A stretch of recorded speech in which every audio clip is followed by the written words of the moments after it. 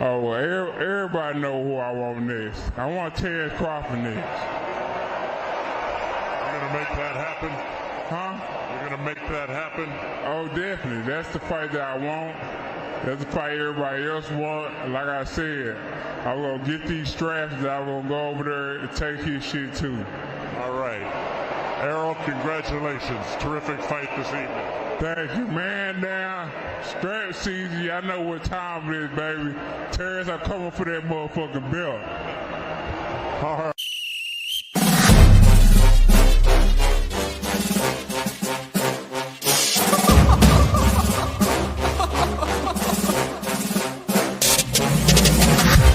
I'm not catching fades anymore. Gotta keep my hands clean when they come for the ball. Keep it smooth like a dawn, making moves in the dark. Cause I learned how to swim in the pool full of sharks. Now they coaches, cause they can't read all his motions. How the kid never switch codes, but he code switch focus. Staring down your team with a frozen, ice cold look that could end the summer solstice. Cause I'm more like the top dog. Keep on running game and the gang will accost y'all. I be calling plays from a plane while I'm off court. But we ain't the same, you a lame, I'm a mob star. Actually, I'm a top dog on a stat sheet. Off court, but I call plays for the athlete. Laughing when the cop cars try to catch me. Cause I rolled off in a taxi. Put my feet up, I'm relaxing. Singing Figaro with no accent. While I pull strings from the streets in. Do it all with a straight face, I'm the kingpin. Top dog, top flow, boss mode. I'm the kingpin. Showstopper, top dog, God vibe. I'm the kingpin. They know I'm a dog and a beast, man. Yeah, I keep the peace with a peace, man. I ain't got no time for appeasement. Why would I respond to a pawn? I'm the... Hold up. If I let my dogs off the leash, they do my work to get out of Dodge while they eat. Honestly, they can smell the blood and the beef. If they don't leave anything behind that they eat. I can see you soft, ever thought about retreating. If you never have, then they'll give you a reason. Better watch your tone, lose your bass when you speaking. Underneath the mask is the wrath of a beast. When you learn how to smile in their face, then go cutthroat. Then they wanna call you a con when the blood cold. I remember starving while y'all had a truckload. Now I'm with the mob with the call and the gusto. I'm a top dog on a stat sheet. Off court, but I call plays for the athlete. Laughing when the cop cars try to catch me. Cause I rolled off in a taxi. Put my feet up, I'm relaxing. Singing Figaro with no accent. While I pull strings from the streets in. Do it all with a straight face, I'm the kingpin. Top dog, top flow, boss mode. I'm the kingpin. Showstopper, top dog, God vibe. I'm the kingpin.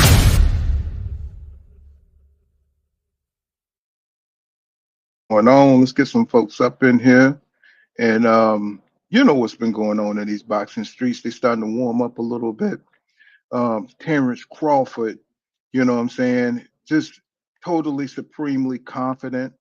You know, he had everybody's wondering what Jaron Boots Ennis is doing in Canelo's camp.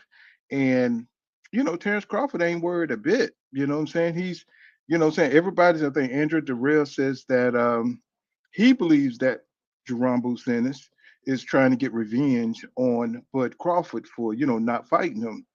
And, you know what I'm saying? So there's a lot of questions, you know what I'm saying? Is there any truth to that? You know what I'm saying? Since Bud just kind of, you know, just kind of thumped, you know, Jaron Boots Ennis aside, you know, not really giving him any deference, you know what I'm saying? As an up and coming fighter, you know, great fighter or whatever, because, you know, he did show promise, even though he didn't fight anybody that we would deem, you know, necessary, right? You know, he passes the eye test, right? But Crawford would have been his signature fight. That would have really, you know, brought him up into prominence. And could this be a way for Jaron Boots Ennis, you know what I'm saying, to, you know, kind of put a damper on Crawford's way out, you know what I'm saying? Like, you know, like really help Canelo, give him some good work, you know what I'm saying, get Canelo up on speed, even though I don't think Jaron Boots Ennis' hand speed is as fast as Crawford. And I don't think they don't use the same strategy and they don't use the same techniques, right? Because they do not fight like each other. But can, you know, Jaron Boots Ennis emulate Terrence Crawford, he's a counter puncher. It's kind of, I could see him emulating Crawford because Crawford don't, he kicks back and he counter punches. So that's his thing, and you can emulate that. So he doesn't do anything that's so stupefying. It's just that you can't emulate how he thinks, right? Or you can emulate his footwork. Say Crawford don't use a lot of head movement. He don't use a lot of, he feints, but it's not really complex. It's just that the man mind and his reflexes, what I'm saying, they don't have the exact same reflexes or timing, what I'm saying. And then there's that power, Crawford, I think he's is he a left? No, he's a righty. And what I'm saying, he just uses that left southpaw, what I'm saying, to throw people off, kind of like Cotto did, what I'm saying. They use that to have a power jab hand, right? And it throws a lot of people off when they see how much power is on that. So I don't know, Boots is a switch hitter. So there's a lot of things that a lot of good work and a lot of different looks that he can give Canelo Alvarez. But there's another aspect to this too, because Canelo is so powerful and connected in the boxing business. That is a good person to be up under, to work with, and to get somebody who can open up some doors. And that's what I think Jaron Boots Ennis is doing this for. I don't think he's on some petty nonsense. What I'm saying, as far as getting back at Bud Crawford. And maybe it is. I don't know Boots Ennis. I don't know him personally, so he might be doing this shit just to, what I'm saying, get to make sure that Crawford loses. You got CD Ellis and the brothers over there helping Canelo. So he got Africa. He got African Americans over there helping him defeat, another American. You know what I'm saying? And I mean, it is what it is. You know what I'm saying? They can do what they want to do with their careers.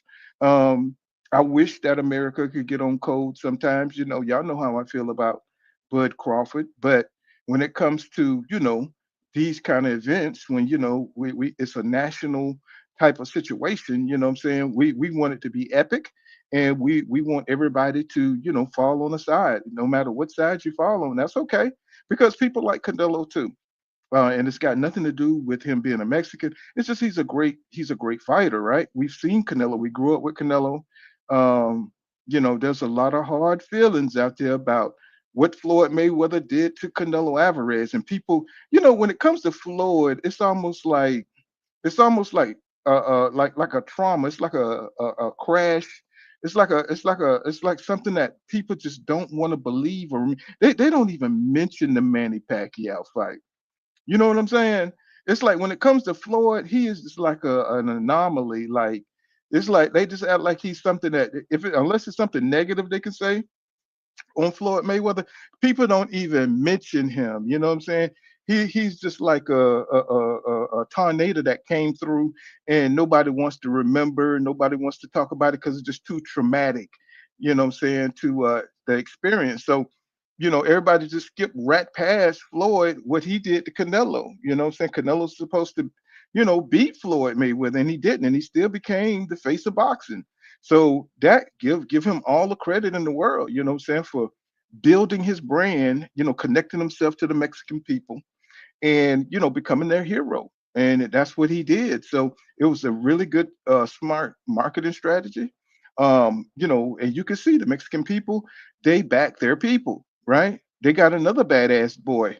What's going on, light skin business in the building? They got another badass boy, which is my favorite fighter. It's a lot of Mexicans, finding my channel, calling me all kind of different things, racist and everything. But my favorite boxer is David Benavidez right now, just because of the kind of fighter he is. People don't care about the nuances; they just like to label you. You know what I'm saying? These things. But I'm 56, so I don't care about labels. I've been labeled all my life. You know what I'm saying? Today, just because people label you in front of others, they think you're supposed to care about that. But when people are 56 and above, they don't care about that crap. They don't care about image because we lived before social media. That's something that is something that people don't understand. We played with sticks and we played with the cotton inside of toys. You know what I'm saying? We played with scotch tape. We made things with scotch tape. We played with clay. We made things. We made toys. You know what I'm saying? We didn't have no social media. We didn't have phones to play on. So it don't we don't matter. It don't when we get tired of this shit, we just click it off. We just click it off. We don't care. It don't matter to Gen Xers. That's why I try to put it in my comments so they understand. But this generation have bad comprehensive skills. They think just because other people can see what they're saying, they're gonna assume the same things. But we don't care. I don't care what you call me. You know what I'm saying? It's absolutely don't matter. And it's just the audacity, really, that people care about their image so much. You know what I'm saying? That's why I don't go for just the views. You know what I'm saying? I go for the pure boxing because I'm a pure boxing fan, right? Don't care about all the other stuff. I want to know what's really going on. And I say what I feel, right? I say what I think, I say what I feel, right? That's why people enjoy full kind of boxing because I'm not going to pull the punches. I don't care if I'm talking to a fighter. I don't go out of my way to go to the fights, which I could. I just don't have time. You know what I'm saying? If I could interview the fighters, I'm going to ask them the questions that we want to know. We want to know the real stuff. If I see Errol Spence Jr. around Dallas, I'm telling him, man, what the hell happened, bro? That's me. I'm like, bro, come on now. We want to know what the hell happened. I just haven't ran into Arrow. You know what I'm saying? They say he be around and everything. But you know what I'm saying? If he ever run into pool kind of boxing, you know what I'm saying? He's definitely going to ask them the tough questions. And if I ever get around to interviewing the fighters, you know what I'm saying? I'm going to ask them what real boxing fans want to know. None of that puff cream stuff, none of this imaginary, what would you do? No, bro, what happened to you in the last fight? You know what I'm saying? Why was your performance so off? You know what I'm saying? We know you can do better than that, or this kind of thing. Terence Crawford is still in the limelight right now. He's enjoying every minute of it because he's getting the recognition. He's getting the recognition that he always wanted from the boxing world. He's on top of the mountain right now. You know, he always thought that he fell short when it came to the entertainment side and the celebrity side of the sport. He always wanted it, even though he tried to act nonchalant, like he really didn't care about it. But he's finally, saying getting his dividends for all the hard work he put in over the years. You know what I mean? And even though he's not that fighter that just going to come out and fight the top hot guy, he's not going to do that. You know what I'm saying? He's going to preserve himself, which is look like turning out to be he was the smarter fighter to preserve yourself. Because if you go out there and you fight all the hard dudes, and then now you got to fight the top guy, it's pretty smart to kind of like, parse that out, right? Don't fight all the big dudes because you're going to get worn down, right? That's what they're doing to David Benavidez right now. He just fought David Morrell.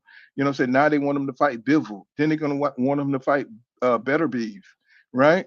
He's going to get worn the hell down, right? While they're fighting each other like they fighting each other like Amanda Serrano and Katie Taylor. They just fighting each other goddamn back to back to back. It's gonna be like Thanos versus the Avengers. Saying they're just gonna fight each other throughout time forever and ever. You know what I'm saying? It's like, come on now.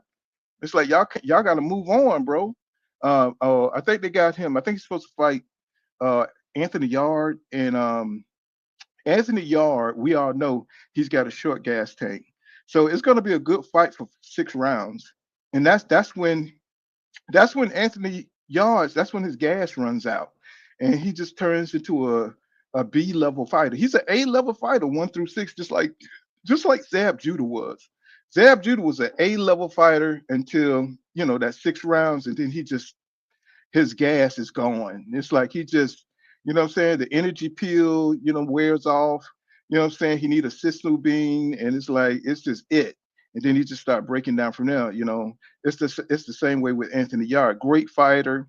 I don't know how to. It's just his genetics, I guess, because he don't look like he's ever been able to increase his stamina. I don't know if he don't do road work. That's another thing that's Canelo that he needs to up, and this might be something he's doing for this. I know he got bad knees and everything, but you need to do everything you can when you're going up against somebody with the confidence of Bud Crawford. He might need to do some road work. Maybe him and Boots to get out there and run around run around the track. Maybe this is something that's going to happen. Um, you know what I'm saying? Get incorporate some of that. Or I mean, I don't know what Cliblerol does for you as far as your stamina, but I know a couple of fights he had, he stood up in the corner. He didn't even sit down. So whatever he took during that time, he need to get that back. You know what I'm saying? Because he's gonna need it against Bud Crawford, because I already know this dude is training through the depths from the third rungs of hell to be able to come out on top of this, because he already knows if he wins this is so significant for his career. You know what I'm saying? This means he beat all the naysayers, he beats all the odds. You know what I'm saying? And he can just, put the middle finger up, in front of the boxing world. You know what I'm saying? Like, so, not that I'm not rooting for Canelo. I'm actually rooting for Bud Crawford. You know what I'm saying? Like they said, the bat signal or the black signal has gone up, and everybody is, saying, taking a side. Of course, it is what it is, bro. You know what I'm saying? Boxing is, a racial thing. People want the people that look like them to win. You know what I'm saying? I know we got real boxing fans who don't really care either way, because we done it already. Once you've already done the code thing, you know what I'm saying? You still want your fighter to win, but you're familiar with Canelo, you're familiar with Chavez, you're familiar with Oscar De La Hoya. You don't mind if they win because they're so highly skilled, right? Because you don't want to lose to a buster.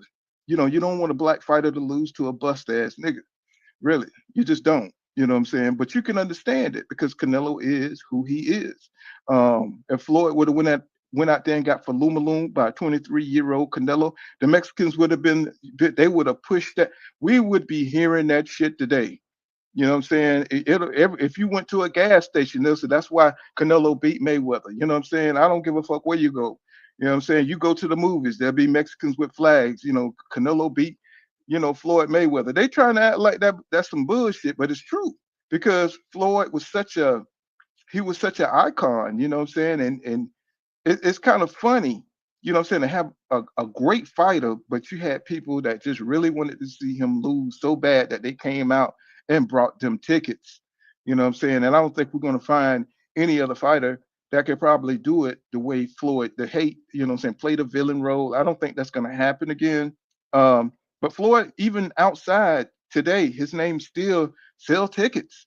You know what I'm saying? So here with Bud Crawford and Canelo, we got two of the last two legend type fighters, that kid got that weight on their name from the old days to HBO days, that kind of goes back that far, that we can recognize and know that they had some good scraps. You know what I'm saying? And now, these guys are about to figure it out. Who's the best undisputed is in the land, right? Let me see. As a retro fights back, what's going on, my brother? He says Bud's going to knock the cinnamon out of Canelo. What's going on, Jason Allen? He says, hello, Pook. I got to see you back. Yes, sir. Just had to rejuvenate and recharge because boxing wasn't going nowhere, bro. You know what I'm saying? It's like Devin Haney definitely cannot carry boxing on his back. Tank Davis, he could, but the way he moves, he can't carry the sport. We got to have a more fights. We got to have more participation. The heavyweight division right now, is lackluster. You know what I'm saying? Nobody wants to be a heavyweight. I mean, remember when you were a kid and you were like, man, I wanted to be Muhammad Ali. I wanted to be George Foreman. That's going way back for a lot of people. But I wanted to be O.J. Simpson. You had heroes like that in the media. You know what I'm saying? Black athletes, what I'm saying, that you wanted to be like. I wanted to be like Tony Dorsett, jigging and moving, and so everybody wanted to talk like Howard Cosell. You know what I'm saying? So you just don't have those kind of idols, those kind of people that you look up to nowadays. You know what I'm saying? And I think Canelo and Bud Crawford are two of the last. They're two of the last Mohicans when you're talking about capturing imagination and wanting to fight. I know there's guys out there that want to fight like Terence Crawford. There's guys out there want to fight like Canelo.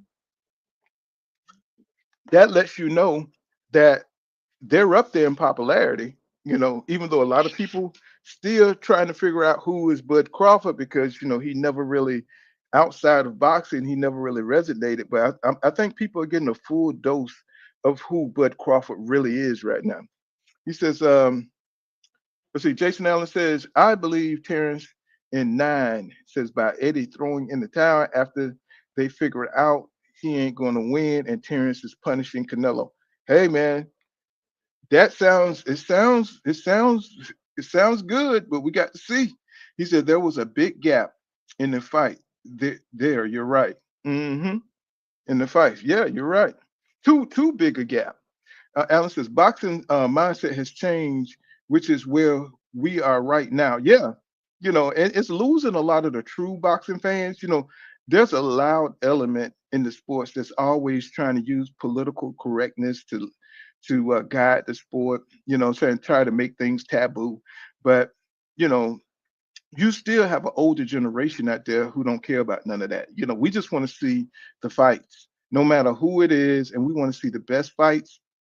A lot of these guys just want to, use language to protect fighters, to protect their favorite fighters. And it's a lot of pretending and a lot of bullshit that's going on in these internet streets, what I'm saying? A lot of gaslighting and, what I'm saying? I'm going to call it out, what I'm saying? Until I get canceled, I will call it out. What I'm saying? Don't come to my channel with that bullshit because I'm going to call it out. Uh, People like to pretend, what I'm saying? Because everything is so sensitive in these YouTube streets and they don't want to call a thing a thing. They don't want to call it is what it is. But I mean, that's just really what I'm used to. Like I'm not used to pretending, what's happening is not happening, right? But that's what they do, man, these days. He says, Peter, son, what's going on, son of Peter? What's happening, bro? Long time no see. He says Canelo too big and used to giving and taking bigger punches than Crawford. I got Crawford getting stopped. Well, I mean, you very well could be true because, honestly, um, that's the way it should be. Really, that's the way it should be because Canelo is bigger. Canelo is acclimated. But check this out, son of Peter. Bud Crawford ain't no ordinary. He ain't no ordinary. And I'm telling y'all, if you go back and you watch the Tommy Hearns. Tommy Hearns wasn't no regular motherfucker either, right? But he came up to fight Hagler, you know what I'm saying? And at middleweight, I think Tommy was coming from welterweight, right? So this is a little bigger. So I understand what you're saying. And Tommy did lose, but Bud Crawford don't fight like Hearns. Hearns just went out there trying to take it to Hagler. He just went out there and just threw everything he had, and he was fucking Hagler up. But Hagler, he's a big guy, so he could absorb everything. And are we going to see the same thing in this fight? I don't think I don't think Bud Crawford is going to outpunch himself. He's going to be strategic. He can move better than Canelo. There's a lot of things that Terence Crawford. He's a better boxer than Hearns. Hearns was a brawler slash boxer. Hearns could box, and then his chin was super weak, right? But as far as the tenacity, as far as the greatness, as far as the abilities, the talent, it's similar. You know what I'm saying? But I could see where Bud Crawford, he's got just as much boxing IQ as Canelo. He's not intimidated of Canelo. Canelo just got the size. You know what I mean? We've seen smaller guys give big guys trouble, right? Um, Canelo is going to have to bridge that speed gap, man.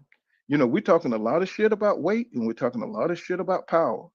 But he's going to have to bridge that speed gap. And that's why I think he has Jaron Boots Ennis and he got Speedy Ellis because they got fast ass hands. They don't have the power.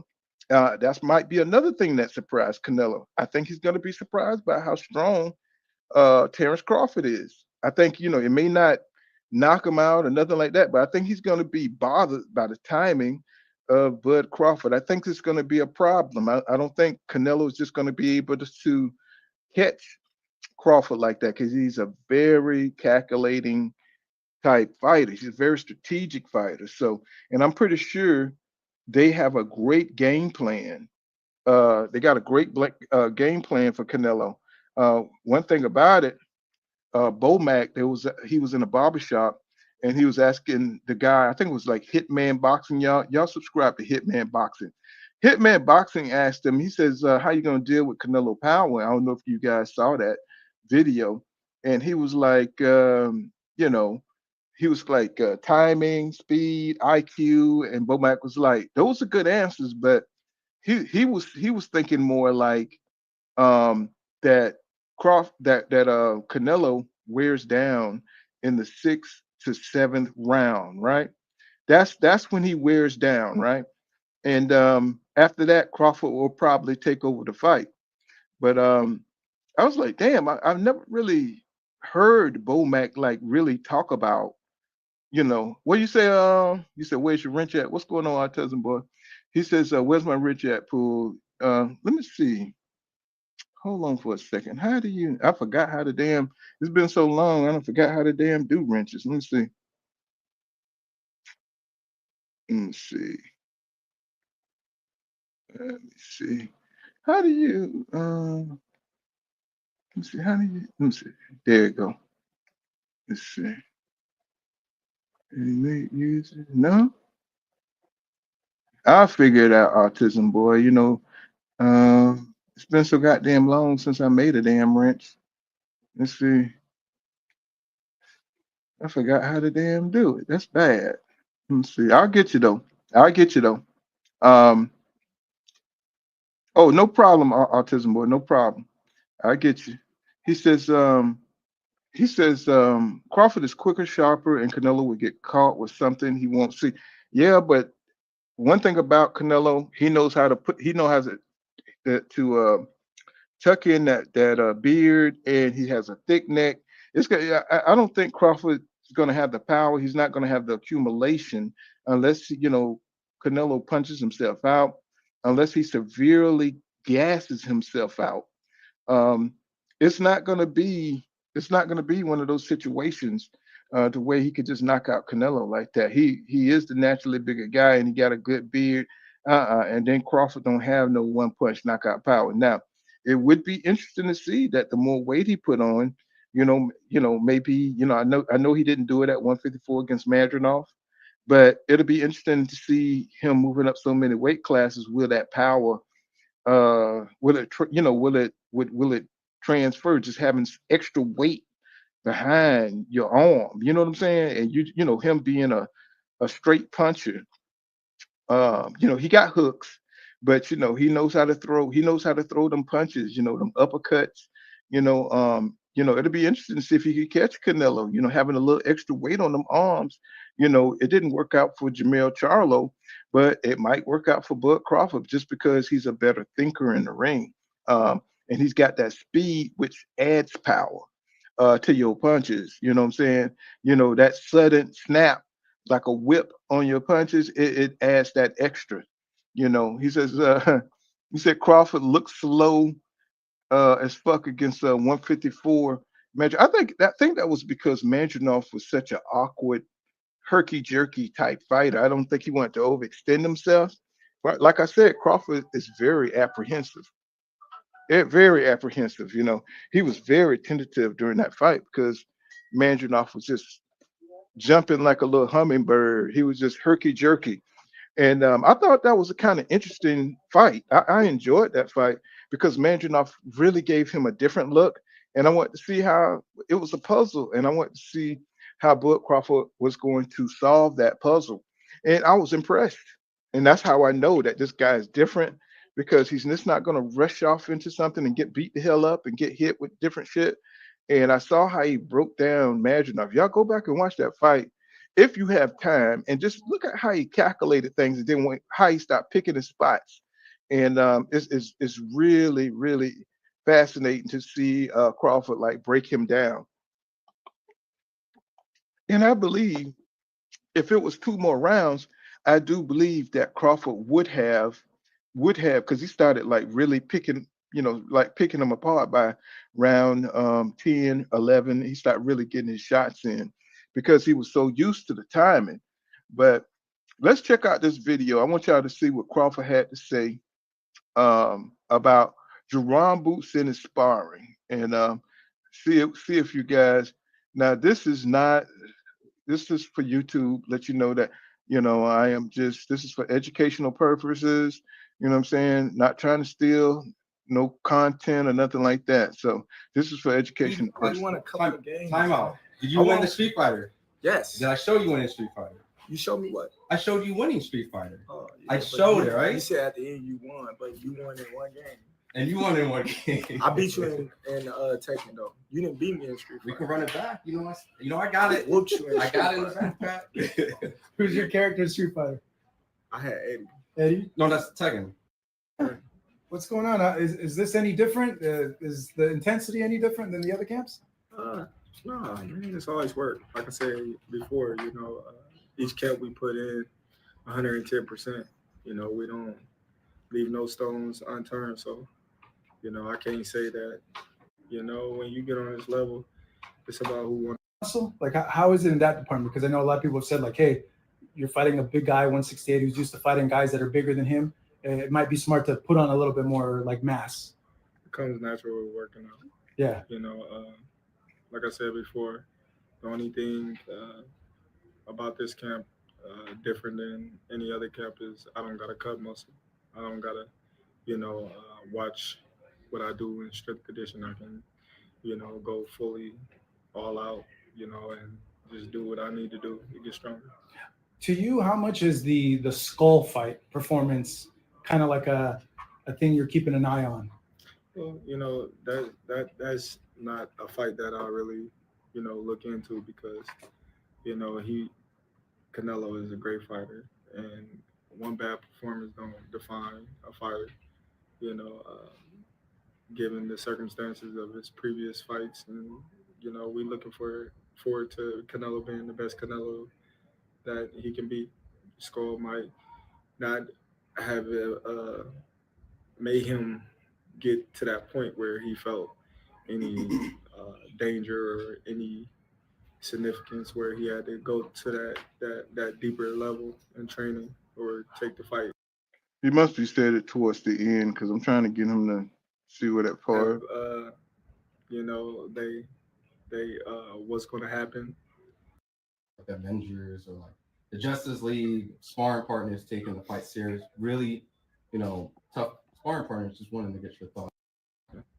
Hey, Terence, there's a lot of pictures kind of going viral with Hernandez and Jaron. It's kind of like he has like the Avengers or like the Justice League sparring partners taking the fight serious. Really, tough sparring partners just wanting to get your thoughts that, What is there to talk about? You fighting the best fighter in the world. You better be taking it serious. That goes to show, how serious he's taking me and how much he respects me. Mm-hmm.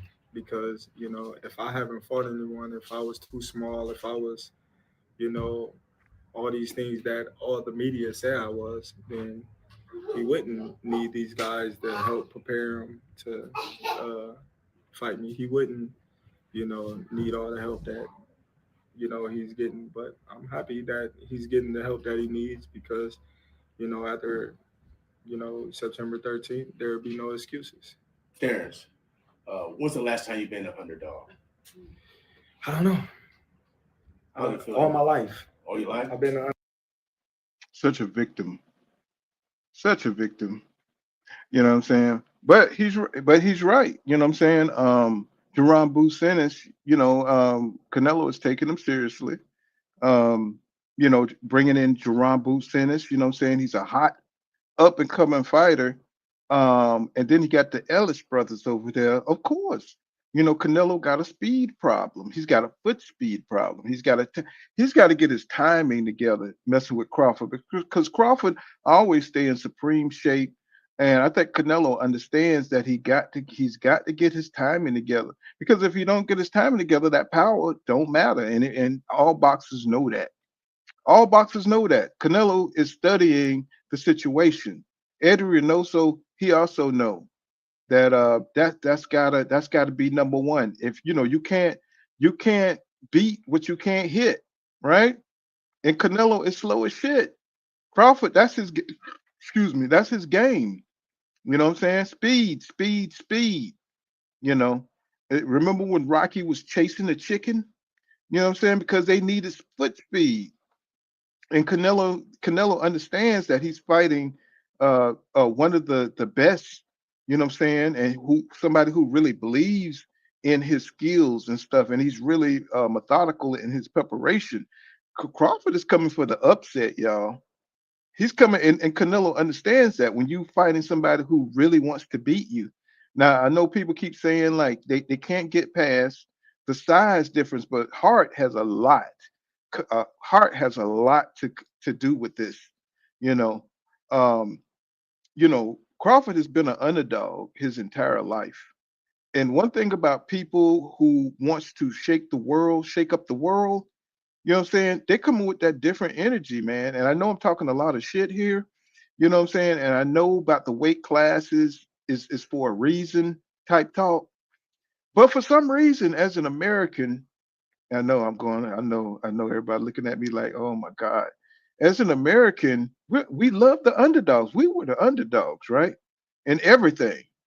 We always root. We never root for the side that's dominant. We never in Star Wars, we didn't root for the Empire. You know what I'm saying? We root for the Jedi Knights, right? Because they were the underdogs, right? So, nobody likes the dominant, evil, you know what I'm saying, status quo, right? Canelo is the status quo. That's why he gave us shit for so many years to watch, and we had to eat it, right? Because he was Canelo and he controls the boxing universe, right? And everybody just had to eat shit and watch it. We had to watch him duck David Benavidez when he would have become one of the greatest boxers known to man if he would have beat David Benavidez. But he didn't feel like he needed to go through that, right? So now that he's challenging a guy, 3 weight classes, 2 weight classes down, whatever you want to give, you know what I'm saying? Whatever you want to say about it, he's definitely the best out of the lower division, right? He's the best coming out the welterweight or the junior middleweight. He only had one fight at junior middleweight, so it's kind of hard to give him. That's why I always say he should have fought Virgil Ortiz. He should have fought a couple of more fights at 154 to kind of acclimate himself, to a heavier weight to make the transition a little bit more smoother, right? Maybe even fought Carlos Adamas, you know what I'm saying? Just to see where he at. Maybe fight a Jamal Charlo, you know what I'm saying? Or Jamel, definitely fight Jamel Charlo at 154 because the animosity that's between those two it's just crazy. That I think that thing would have sold the way they was talking shit to each other and the way Jamel was talking shit. But I don't know if Jamel still got the eye of the tiger. I know he came out with the pictures yesterday of the lion eating the shark and the lion eating the giraffe and the lion eating the boots. You know what I'm saying? We don't know how much he got left in him. He's definitely not afraid of losing now, since it's always that one fighter that give a fighter that L, and then they start fighting everybody in the league, right? It's like before they had that zero. Now you got Keith Thurman, what I'm saying, coming out trying to fight Fundora, right? You know what I'm saying? That's like fucking ridiculous. You know what I'm saying? Every 3 years he come. Once again, I'm going to tell you guys, he's not going to fight Fedora. I know people saying everything's signed, sealed, and delivered. Did he fight Tim Tszyu? Did he fight Jaron Boots Ennis like he was supposed to? Did he fight Errol Spence Jr.? No, none of that shit happened. None of it happened.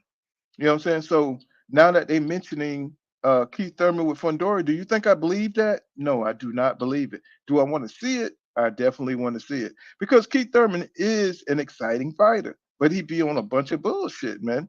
It takes an act of God to get Keith Thurman in the ring, right? It just does. You know what I'm saying? And then he disappears for 3 years. Everybody think, what I'm saying, hey, one time is back. No, one time is gone for 3 years. You know what I'm saying? It's like, so you can never really depend on what Keith Thurman is all about. You know what I'm saying? And when I saw he was going to fight Tim Tszyu. I just thought, Keith Thurman had a chance to really win that fight. And now they're talking about him fighting Fedora. You know what I'm saying? Nah, that shit ain't gonna happen. I don't see Keith Thurman fighting anybody that's good unless he's just running out of money and he just need another bag. What's up, KL? You done finally came through. What's happening, my brother? Yeah, man. How you doing? It's been a minute. You know what I'm saying? You hear me talking? You know I'm talking that talk. It's for to get real up in here. I know it is, man. It's gonna be set on fire. I watched the video on what you said about Terence and the Canelo fight. That's funny. You still trying to say Terence on them roars, huh? Well, I'm just, when you got Victor Conte in your corner, I'm sorry. If you hung out with the Booty Warrior, do I have to say anything? If you hung out with RuPaul, if RuPaul was one of your homies, do I have to say anything? I see what you did there, man. You go for no, you ain't got to say nothing. I ain't got to say nothing. I mean, because I'm gonna get canceled, right? But you see what you see. Well, right? The funny thing about that is there's a dude. I'm pretty sure you've been watching Coach Marty. And he's been hunting that down very heavy about the snack program and Victor Conte and Terence Crawford. Him and Blue Blood been on Terence Crawford bumper about whatever is going on about testing dates and the wrong testing dates and how they skip it. So, I think there's definitely some merit there. I'm going to say it like this. Man, stop playing. Y'all already know. Victor Conte done tested out and he's banned from every sport but boxing. I don't even think volleyball will have Victor Conte. They don't, but I'll say this with Terence. Now, this is what I agree, and I'm not even trying to be hard-headed now. If he get in there and he knock out Canelo, he's on roids. He on super roids. If he get in there and he knock out Canelo, I don't care if he is. This is the only time, and y'all, I know y'all gonna hold me to this shit because y'all gonna be saying it. I don't give a damn if he is, because we know Canelo on roids. I mean, he better get on something because Canelo. He better, because they let Canelo do what he need to do. So he better, you know what I mean? Yeah, I do. Here's my thing. I don't know. This is just for me. I don't know why he's fighting Canelo because $50 million. What you mean? You already know. Wouldn't you fight Canelo for $50 million? I would, but I mean, if it's the money, then what can you say? Enough said. He's already, but think about it, cuz he's already accomplished so much in boxing. He don't give a fuck about that no more. A lot of these guys, they are accomplishing so much. Crawford is not a young fighter. Crawford is from back in the HBO days. He don't care about none of this shit no more. He don't care what you're talking about. They offered him $50 million. He is going to get that, regardless if he lose. But I think he's gonna give us a show. I think he's like Vegeta. Remember Vegeta from Dragon Ball Z? That's what he's like. He's that little warrior that don't give a damn. Even if he's gonna get his ass whipped, he's going in there to give it his best. You know what I'm saying? And I just think Canelo is he's gonna try to cover all the areas, but I don't think he ever fought a dude that thinks like Bud Crawford. I think in the end, Canelo might get him in the end just because the gap is just a little bit the weight is just a little bit too much. But I think Crawford gonna at least knock him down a couple of times. I just think that. I don't know if it's. This is my thing about that pool counter. Remember now, I know this was years ago. He was younger, but if GGG could knock him out, that's when we knew he was on roids. Right. That's when we knew, okay, you taking supposedly one of the heaviest punches in the last 10 years, you eating it like it's a McDonald's 20-piece. That's when we knew he was on roids. So the thing about Canelo, nobody really been able to drop him, and we all know why. So I can't see Terence Crawford doing it unless he just, he got the strength of Superman or something like that. No, it's that punch that you don't see. Speed kills. That sudden off. Remember how Roy Jones Jr. used to knock people down when they legs before they legs set type shit. Crawford got that kind of ability too. It's that speed that stuns you. And when you that heavy, you that heavy, you can get stunned. And I think Crawford has that ability because he has no fear of Canelo. When you fight somebody who don't fear you, like Tyson, look what they did to Tyson when they didn't fear him anymore. You know what I'm saying? They were going at Tyson. What was his name that beat him? Damn. It's like Lennox Lewis. Not Lennox Lewis, the one who knocked him out. The dude that mama died, Buster Douglas. Oh, Buster Douglas, yeah. Buster Douglas, when he didn't fear Tyson, he was able to do some things. When that fear don't, you're not worried about getting hit, you're not worried about what somebody's going to do to you.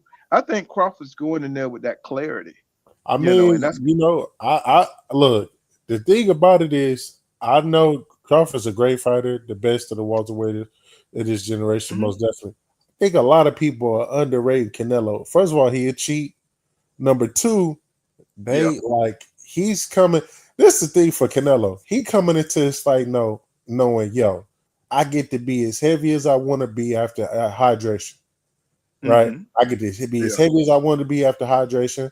I know that he can't take my punches for 12 rounds.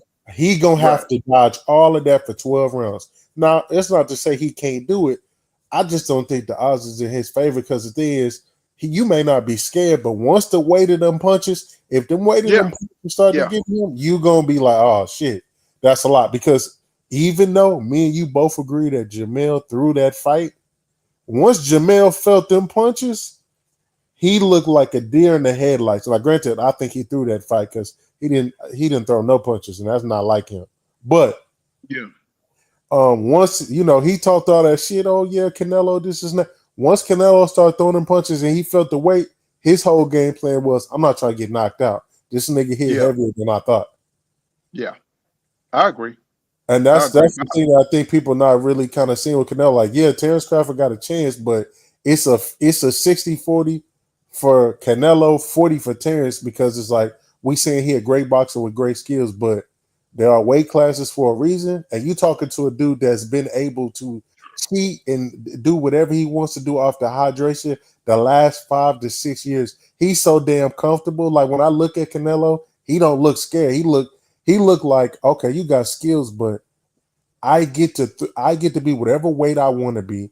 I get to throw heat on these punches for 12 rounds, and you got to duck me. I'm not counting on that. That's the way I'm looking at it, to where I'm like, well, shit, he got a lot of free reign. And what do you? Go ahead. That's true, man. And we know this. That's why, this deficit. That's why Crawford is getting paid so much money. Who would want to go in a situation where every advantage is against you? You know what I'm saying? Well, Bud Crawford said, well, I'm cashing out. No matter, I'm gonna give it my best, but I'm gonna cash out. Everybody who goes against Canelo, it's an uphill battle, right? Because Canelo, I don't know how he did it, but he just got the boxing world eaten out of his hand. He became so popular, and all you had to do was go through, the people that just populate the earth. You know what I'm saying? So much that they run boxing, bro. This man has a nation behind him. He has, he's done, just as good as Mayweather, and really, the most fascinating thing is it was the Mexican people that made Mayweather what he was, not the black people. That's true. It was the Mexican people, because he was the Mexican destroyer. Yep. Right. They wanted this. They hated him so much. Right now, if Mayweather died today, he would have to hide the location of his grave, because it would probably be so many Corona bottles full of piss on top of his grave. It would be ridiculous. You know what I'm saying? They would have to hide his goddamn grave, bro. You know what I'm saying? That's how much they hate Mayweather. And unfortunately, we have the talent, we have the brilliance, but our marketing sucks. So then I ask you this, Poole, like, with the landscape of everything and box, like after the Crawford Spence fight, the welterweight division and the 150 pound has been at a free fall, right? Jamel disappeared for 2 years for whatever reason, right? Not very clear to me why. I was like, oh, now you Money, got bro. You've been fighting all your goddamn life. You living the fighter's lifestyle. That's like living like a samurai. You know what I'm saying? Eating discipline, exercising, you know what I'm saying? Making sure you stretch. Then when they get a little bit of freedom, get a little bit of money, like Tyson did, like Roy Jones, anybody who gets that big payday, I want pay. Even Canelo started doing this.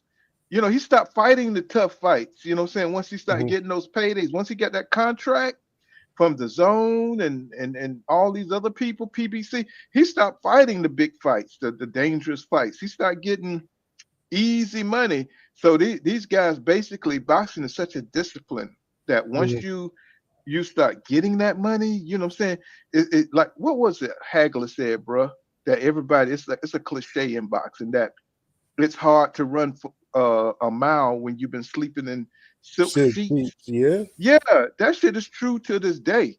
It's a cliche, but that shit is real. Look at Earl Spence Jr. I know he's got injuries, but once he got that big payday, he got the hell on. He's probably gonna come. Go ahead. But the thing about that, here's the thing about that, Pool. I get it. Like, I get it. He got that big payday. But then the thing is, if you gonna do that, if 2 years in boxing, that's like 2 years in technology, right? You didn't lost unless you've been in the gym really going hard with the sparring or whatever. It ain't that you 35, right? You coming into the 154 division. You got Ennis, you got Terence Crawford, you got those two Mexicans, you got some bad boys in here. And it's not like you can't do it. Now it's rumors that you want to fight Errol, right? It's just like, I love the Charlos because I'm from Houston, but it's like, y'all don't be seeming to handle boxing the way you need to handle boxing if you want longevity, right? For certain things, which they've done. They've done a great job, but it's like, when I look at kind of after that Errol Spence Crawford fight, it really kind of ruined boxing, because it was so dominant on one side. But that's what I'm saying. When we're talking about big fights, there's so much money involved. Boxing is still a dirty sport, and a lot of the outsiders don't understand this. All you have to do is look at the heavyweight division. You know what I'm saying? What was the big bald guy that beat Wilder? What I can't even. It's been so long. Tyson Fury. Fury. Tyson Fury. It's a lot of dirty shit. A lot of his fighters passed out, was dizzy before fights. Boxing's still dirty. Oh, so are they saying that he was spiking people's drinks and then because of the water. He wouldn't drink the water, and it's a lot of subtle nuances that we're not paying attention to because we're so into the competition. We still think boxing is this honorable sport. It's not. It's not. But Pool, this is the thing about for Deontay Wilder, the whole Deontay Wilder situation. After the first fight, be careful. Go ahead. What? I know they're gonna come fuck him. Like after the first fight, he acted like he didn't know what time it was when he came up there. Like, the suit that he wore. I'm hearing he was fucking old girl behind the scenes right before the fight. Like, he acted like he didn't know what he was in, considering that the first fight was so racist and all the themes and everything that went with that. That second fight, they started really going at each other, chasing each other down. He acted like he didn't know what he was getting into. That was my biggest problem with him. Like, the people that supported him, I ain't gonna say no names. Right. They put him in this delusional fiction where it's like, yeah, they spiked the drink. Oh, well, you knew that was coming. Oh, he masked the gloves. Well, you knew that was coming. So if you knew that, why was you playing certain games like you was coming into neutral territory? Well, I don't think it's that serious for Wilder. Wilder, Wilder's a guy that put beer in stores on the back of trucks. Mm-hmm. He's not that sophisticated. He's not, you got to see, like Floyd. Floyd was such an athlete. He really watched everything in the sport. So he put people in place, to watch that stuff for him. Wilder is not that sophisticated. He didn't understand the situation, that these things were a thing. You got a lot of organization washing monies through this stuff. So you got to be careful. Here, the average fight fan don't understand that these fights is a way to move money. It's a way to it's a lot of other business that's going through these fights. So that's why you still got old gangsters like Jay Prince and other, names that y'all don't understand that go way back connected to the mafia and things that's going on. Mm-hmm. It's a lot of money. These are opportunities for people that's making money on the outside to wash their money. Mm-hmm. So what's the one guy I forgot that guy that's on the run that they had to find, that gangster that was behind Tyson Fury, that was a world criminal. I think he was a white mobster, right? Yeah, he was a white man. Yeah, what I'm trying to tell you, y'all don't understand, man, that it's bigger than that. Turkey, you know what I'm saying? This man has endless money, and he has turned the sport back around for the real boxing fans, making the fantasy matchups come to pass. And he's saving the sport of boxing to get it back as a sport, and not just big events, happening randomly, right? So, we got to get the sport back to being a sport. If it's not going to be a sport, then it's not real, right? Well, I gotta ask you, since you talking about that, Jake Paul, Gervonta Davis, what's your opinion? Right, that's what I'm talking about. And Tank is my boy, and I don't care.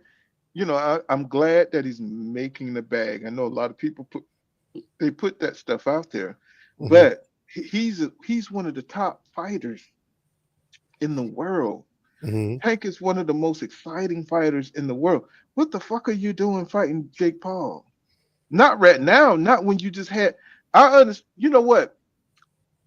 After he dropped Ryan Garcia, you know what I'm saying? Yeah, you can go fight Jake Paul.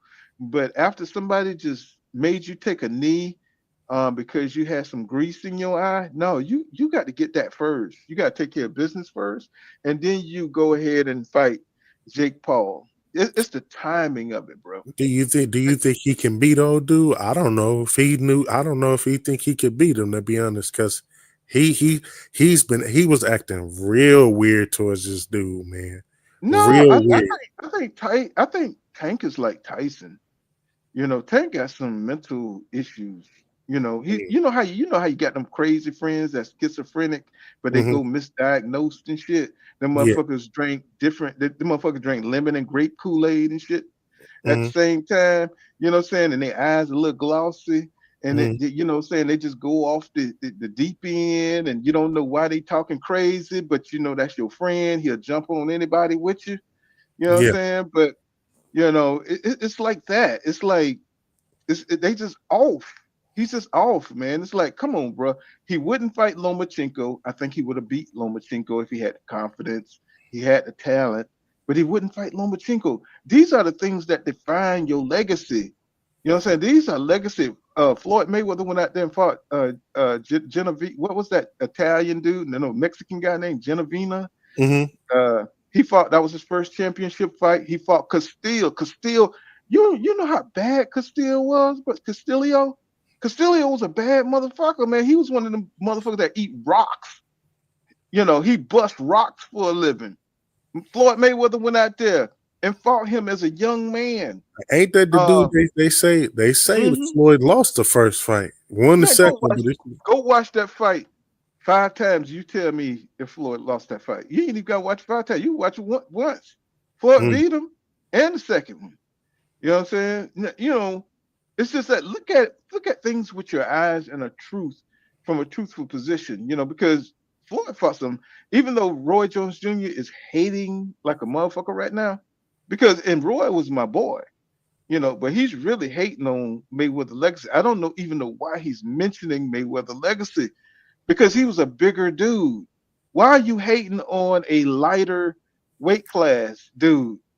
Mayweather didn't have to face the punches that you had to face, right? And even though Roy Jones Jr. could have been a whole lot greater because he smoked, he still drank, he still did everything. That was his problem. He grew up during the 90s and the 2000s, which was a great time to be a world champion, right? But he's hating on the lighter weight classes and somebody in a lighter weight class. But Floyd faced a lot of great fighters, man. I don't know why everybody is so on top of Floyd, man. I mean, he just had the best coaches at the time. He was like a special forces boxer. You know what I'm saying? He come from a boxing family. So you don't think that he ducked people in their prime? Well, who did he duck? That's Paul the Punisher. You trying to say he ducked Paul the Punisher? That's the dude that was a tall welterweight, right? The black dude. Right. They got kept throwing punches and bunches and never stopped throwing until the damn fight ended. So I think he's one of the guys. They said he waited to fight Sugar Shane Mosley. They say that Floyd always picked people at the right time, right? Let me tell you this, and this is somebody who was there. Floyd asked Mosley to fight in his prime. He asked him. And you know what? And Shane Mosley will tell you this himself. He said he had a toothache. I know y'all looking at pool kind of. Oh yeah, I remember that. I remember that. He said he had a toothache. Anytime these guys y'all say that Floyd, he curved. The reason why Floyd didn't want to fight them because he had an attitude, because they curved him before he fought Oscar De La Hoya. When he was trying to come up and get his name, he asked everybody to fight. That's why Floyd didn't want to fight certain fighters, because he didn't want them to make money off his name. He didn't want to give them the fight because he was pissed that they never gave him the opportunity, because he called out everybody. So that's that Earl Spence, Keith Thurman. Why Earl Spence didn't want to fight Keith Thurman? Exactly. That's why Floyd did the same thing. Because when he was young, coming up, Angel Man Freddie, he fought everybody. If you could see the type of fighters he fought, you know what I'm saying, you would be like, nah. Castillo, man, he was knocking down stop signs. That dude didn't give a fuck about nothing. He was worse than Julio Cesar Chavez. He was worse. That dude came straight to you like the Terminator, and he knew how to bend, and his boxing IQ was crazy, and Floyd beat him. You know what I'm saying? Madonna was crazy with the hands, crazy with the movement. He beat the shit out of Adrian Broner. Yeah, you know what I'm saying? So I just hate the fact that Roy Jones Jr. is hating on somebody who went through pure hell. But Floyd, he's petty. He's petty. Once he controlled boxing, he did, and Canelo saw what Mayweather did, and he took suits. And that's the problem with the slippery slope. It's like once you see somebody, it becomes law. It becomes something that's precedented. I'm from the hood, so I can't say it. It becomes the thing to do. And he did exactly what Floyd did, but earlier, right? Once he controlled everything, he started controlling the fights. And but Floyd had already made his legacy as Pretty Boy Floyd. He fought so many motherfuckers. Did you see that Zab Judah fight? Yeah, I saw the Zab Judah fight. It was a good fight. You know what his most competitive fight was? Emmanuel Augustus. I was about to say that, the Drunken Master. That was very close. That was his most competitive fight, and not just to get on a Floyd Mayweather, rant, but he went through hell. He is the blueprint. A lot of fighters just he used so much skill because his hands were brittle. When I look at Shakur Stevenson, when his hands hurt, he runs like. He don't have that being at the waist, get on the inside like Floyd. support would rest on your ass on the inside. You know what I'm saying? I mean, that was so beautiful to see how he would just cut the distance to cut the power off the punch. You learn so much from watching him fight. You know. Mm-hmm. So I know. So I mean, so with that included, Poole, like, what fights is there still left to get? Who do you think can still be competitive? Do you feel like the welterweight, the 140 division and the 150 division can still be competitive, despite the fact that nobody wants to fight each other, or they're doing it weirdly, right? I hear Teofimo Lopez is supposed to fight Shakur the beginning of next year, or something like that. I don't know. We don't know if it's happening because they haven't really officially started it. But where does boxing go from here? Because Al-Sheikh is giving bags now. So Right. that's not the excuse no more. But yet it still seems like dudes it's like the Haneys. The Haneys be playing all types of weird ass games with people's names, and say they want to box and then fall out. Remember they were supposed to fight Russell. What's his name? The Russell brothers. Damn, I can't remember their name. Damn internet. Let's see what's going on.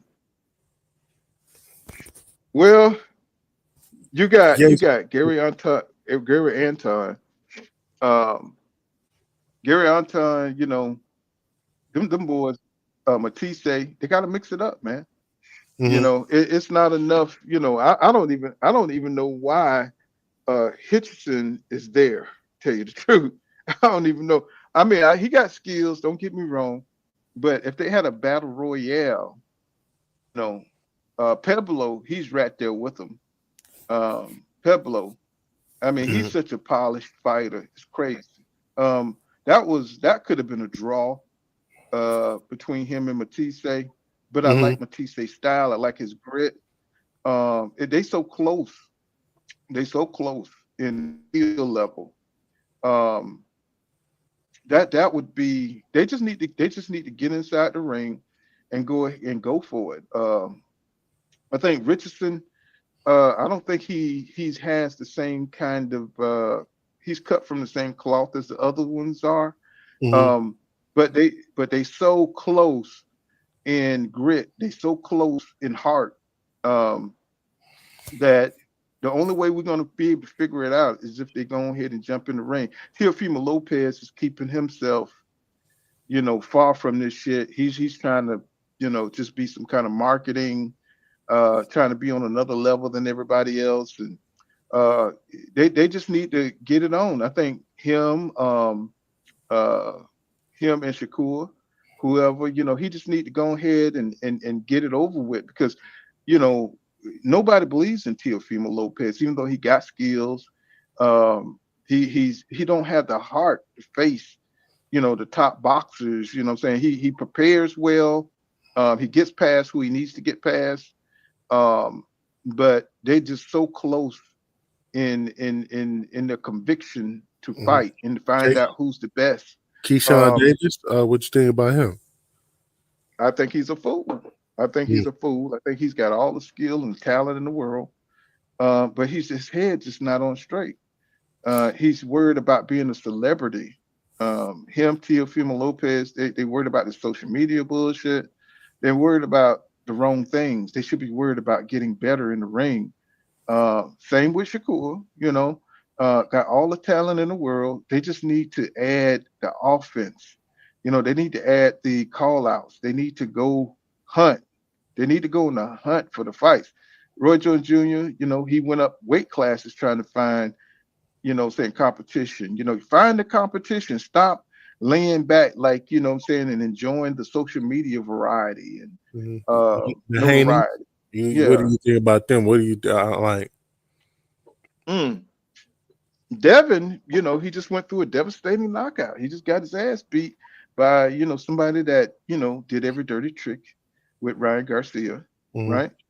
And so he needs to, just like he's doing, jumping into a fight that somebody who's going to give him some street cred in these boxing streets. If he gets by Brian Norman, that would get him back on track. You know what I'm saying? And I'm glad that Jaron Boots Ennis stepped out of his out of his way, because that would have been ugly.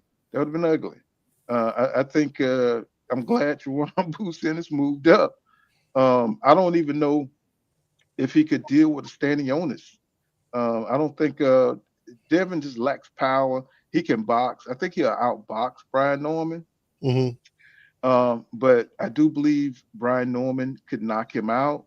You know what I'm saying? If Devin makes a mistake, you know, luckily, he fought tentative in his last fight against Ramirez. He fought very tentative, and it's going to be kind of iffy to see him squeak by Brian Norman. And he is he's still a top guy.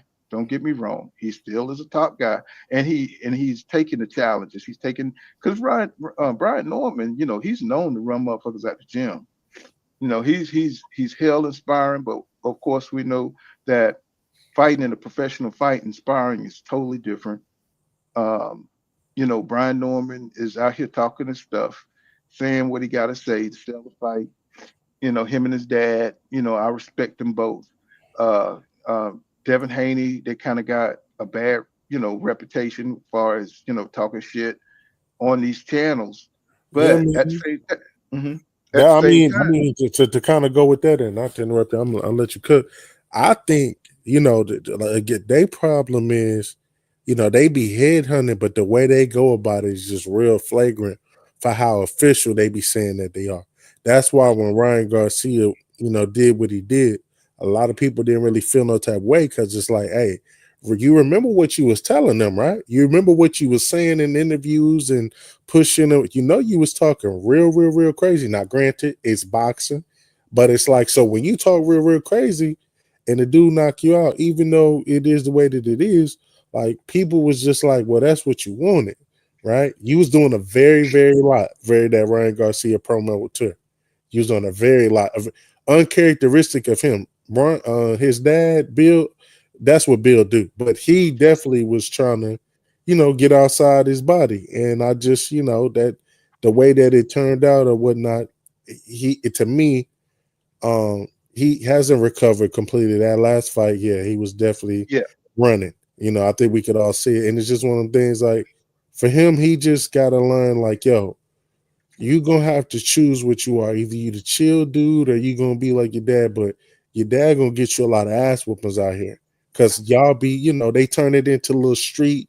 They turn it into little street stuff. And, oh, this is not, we had your girl. And they be doing extra. And I'm like, take that ass whipping. That's boxing. Forget how, didn't Tyson say, I will eat your children? He did. Didn't Tyson say, what are we talking about? We done got so soft nowadays. Well, no. It's not. No. Here's the thing, Poole. We believe in talking the trash, right? But then if you talk the trash, get your ass whooped, ain't no crying. Ain't no trying to play the victim. That's the thing with them. They play victim a lot. Come on now. Let's do the nuance thing. You get your ass whipped, but if you find out somebody was taking nuclear pills, super underdog energy pills, come on now, to whip you, come on now, don't that change it just a little bit? No. It most definitely changed that, most definitely. But at the same time, I remember when they asked him about that early in interviews. What if Ryan's on something? Yeah, we want him to be on steroids. We don't give a damn. We'll take it. It's like, hey, okay. But that's not excuse it though. I mean, no matter what you say, come on now, you getting the edge, you getting a power edge. The man you already don't have any power, and then he went out there to fight the man straight up. Standing in front of him and, just trying to give the people what they wanted to have. When Shakur Stevenson fought Zepeda, and as soon as he started moving, we know that Shakur could beat Zepeda by moving and boxing. And Zepeda couldn't do nothing because he's just he's just got them drills in him, and you just step aside and make him pay. But as soon as he started moving, Antonio Tarver started saying, if he runs like that, he's gonna lose. If he run, and he didn't even started running, he just moved a little bit. If he start running, he gonna lose. And I was like, man, there is a targeted narrative that's going on against guys they know that don't have power. Mm-hmm. And the guys, they want to see a slugfest. You know, they're trying to turn boxing into a slugfest. That's not how these guys, that's not a lot of these guys. You know, Shakur Stevenson, he backed himself against the ropes. He had to do the rope-a-dope thing, trying to do the half Philly shell like Mayweather. Mm-hmm. And I was just like, man, he's changing his style to entertain. Now, there's nothing wrong with that if you got the talent to get away with it. Mm-hmm. And Devin Haney, he can only fight one way. You know, he don't have the versatility, you know what I'm saying, of other fighters. He don't have the power to get himself out of those jams. You know what I'm saying? So he has to fight the way he fights. And a lot of people don't appreciate the Hitchisons, the Richard Hitchison. Can you imagine Richard Hitchison fighting Pueblo or Matisse? You know what I'm saying? They coming at his ass. He's going to be moving all night long, and he's going to have to survive the pressure. These guys don't have enough power to keep, you know what I'm saying, these pressure fighters off them like that. So they avoid them at all. They try to make as much money as they can until they get exposed. And I'm not saying that, you know, Devin Haney got some wheels on him, like Keith Thurman. One thing about guys that box, but Keith Thurman got power. And that's what keeps him in the game because, you know, one thing about Keith Thurman, he can rock your world, you know what I'm saying, at any given time. Devin Haney can't do that, you know. Devin Haney, he really can't do that. So everybody knows what the deal is. There's no there's no mystique about his skills in the ring. So everybody tend to hate him because they know he can't punch his way out of a wet paper bag, right? But the man got heart. He's still taking the challenges. He's still talking his shit, and his daddy's still pushing him. Wouldn't you want your daddy in your corner, you know what I'm saying, trying to promote you, trying to put you out there and trying to, you know what I'm saying, make it seem like, you know, you are the star, you are the man. I'm really impressed by it, tell you the truth, with all the negativity. And I'm not the biggest Devin Haney fan. I just like the way that he's taking the challenges. He could have took a nobody. He could have took a no name, you know, but Brian Norman Jr. is a hot commodity. That's going to, you know, raise his name. But I don't know who the hell he would fight after that. I mean, you know, is he going to go ahead and do that Ryan rematch? Man, I don't even know if he trusts Ryan like that. And I don't think Ryan could take the pressure without breaking the rules. You know what I'm saying? Because Ryan is not the same fighter without the PEDs. We saw what he looked like in his last fight. You know what I'm saying? He looked confused. You know what I'm saying? He didn't have the confidence, you know what I'm saying, of a person that had that extra power pack, and he just looked horrible. You know what I'm saying? He didn't have the same confidence that he had when he went in there and faced Devin Haney because he knew what the deal was, right? You know what I'm saying? So, you know, we got to get boxing back on track, man. And, you know, and get the fair fights. Floyd wouldn't fight Manny Pacquiao until he was tested, right? You know what I'm saying? Because he didn't want to go in there and get humiliated. You know, Pacquiao used to throw 1,000 punches around, right? And never slow down and increase his speed by the end of the fight. Nobody used to say anything. And he was a bad boy, don't get me wrong. But I mean, you do know, you Floyd, do you think he was on something? Come on, man. Stop playing. See, Pool funny, boy. I'm dead serious. I'm just gonna tell you. Of course, I thought he was on something. I thought he was on something when he was at the lighter weight. You saw how that man was throwing punches. You know what I'm saying? He get knocked down, get right back up. You know what I'm saying? Throw another 1,000 punches. You know, I think all of them be on something, bro. Tell you the truth. You know, what was his name? Josh Warrington. Used to throw 1,500 punches in a round. I'm like, come on, bro. Can't crack an egg, you know what I'm saying, but still throwing. I mean, a lot of these guys are on stuff. Oscar, what's the guy that fought Shakur and got caught? It's a lot of it. We'd be all surprised. You heard Victor Conte. Victor Conte said, yo, I'm serving everybody. Man, but Victor Conte is the main nigga. You know what I'm saying? He's the main dude that's serving up these guys, so he know. You know what I'm saying? I know they looking at him like, man, you know, you got to pay homage to VADA. You got to pay homage to these companies, you know, or they're going to expose you. You know? He says Crawford is going to move around that bad knee, and we get in the late rounds. And like you said, when he was gassed out, it's finished. It could be Jason, but I don't know. Canelo might have found some different shit, and he'd be on a whole nother level that night. So Reynoso doesn't possess the ability to develop a game plan for Saul. I mean, what game that plan do you need when you got steroids and you can wait out how you what game plans you need? That's what I say. That's why I say, because there's no excuses after you get whipped. You know what I'm saying? Nobody want to hear that shit after you get whipped. Not at all. Crawford's going to prove to all he's powerful. Yeah, it's going to be his world. It's going to be his world. And he might retire, but if he don't, that's going to be an amazing thing to see what he do with the limelight. TBC says we'll handicap. What's up, Mr. Moet? He says TBC will handicap so his best attribute, which is, in my opinion, the right hook. All his hooks. That's all he does is throw hooks from mid range, and he's just got quick enough. He got a quick enough explosive step. You know what I'm saying? And it's debilitating when he hits you with that power. You saw what he did to Caleb Plant. Caleb Plant was just destroyed. And Caleb Plant was boxing well. You know what I'm saying? He was doing everything we thought, but he just kept backing into them damn corners, going against them ropes. And that's where Canelo ends you, right there on them damn ropes. He says once Saul is handicapped, TBC will walk him down. Woof. Notice, Pull. They're looking for a handicapped fighter that night, but Crawford's going to be in for a real big surprise that if he's thinking that Canelo is going to be handicapped or diminished in some way, like all the other fighters he fought. Yeah, I agree. I don't know why people think he's going to walk down Canelo. What's going on, Pull, bro? How you been, man? We ain't seen you in a minute. I'm glad you're back. What's going on, humble servant? Not much, man. Just getting ready for this requiem for Crawford. They say he's pound for pound number one. I don't know who he beat to be pound for pound number one. I don't know how Kell Brook got sanctioned for a title fight at 147. I don't know how Sean Porter got sanctioned for a title fight. He ain't fought in over 15 months. I don't know why he ain't fight Spence in 22 after the Ugas fight. That would have made the fight huge.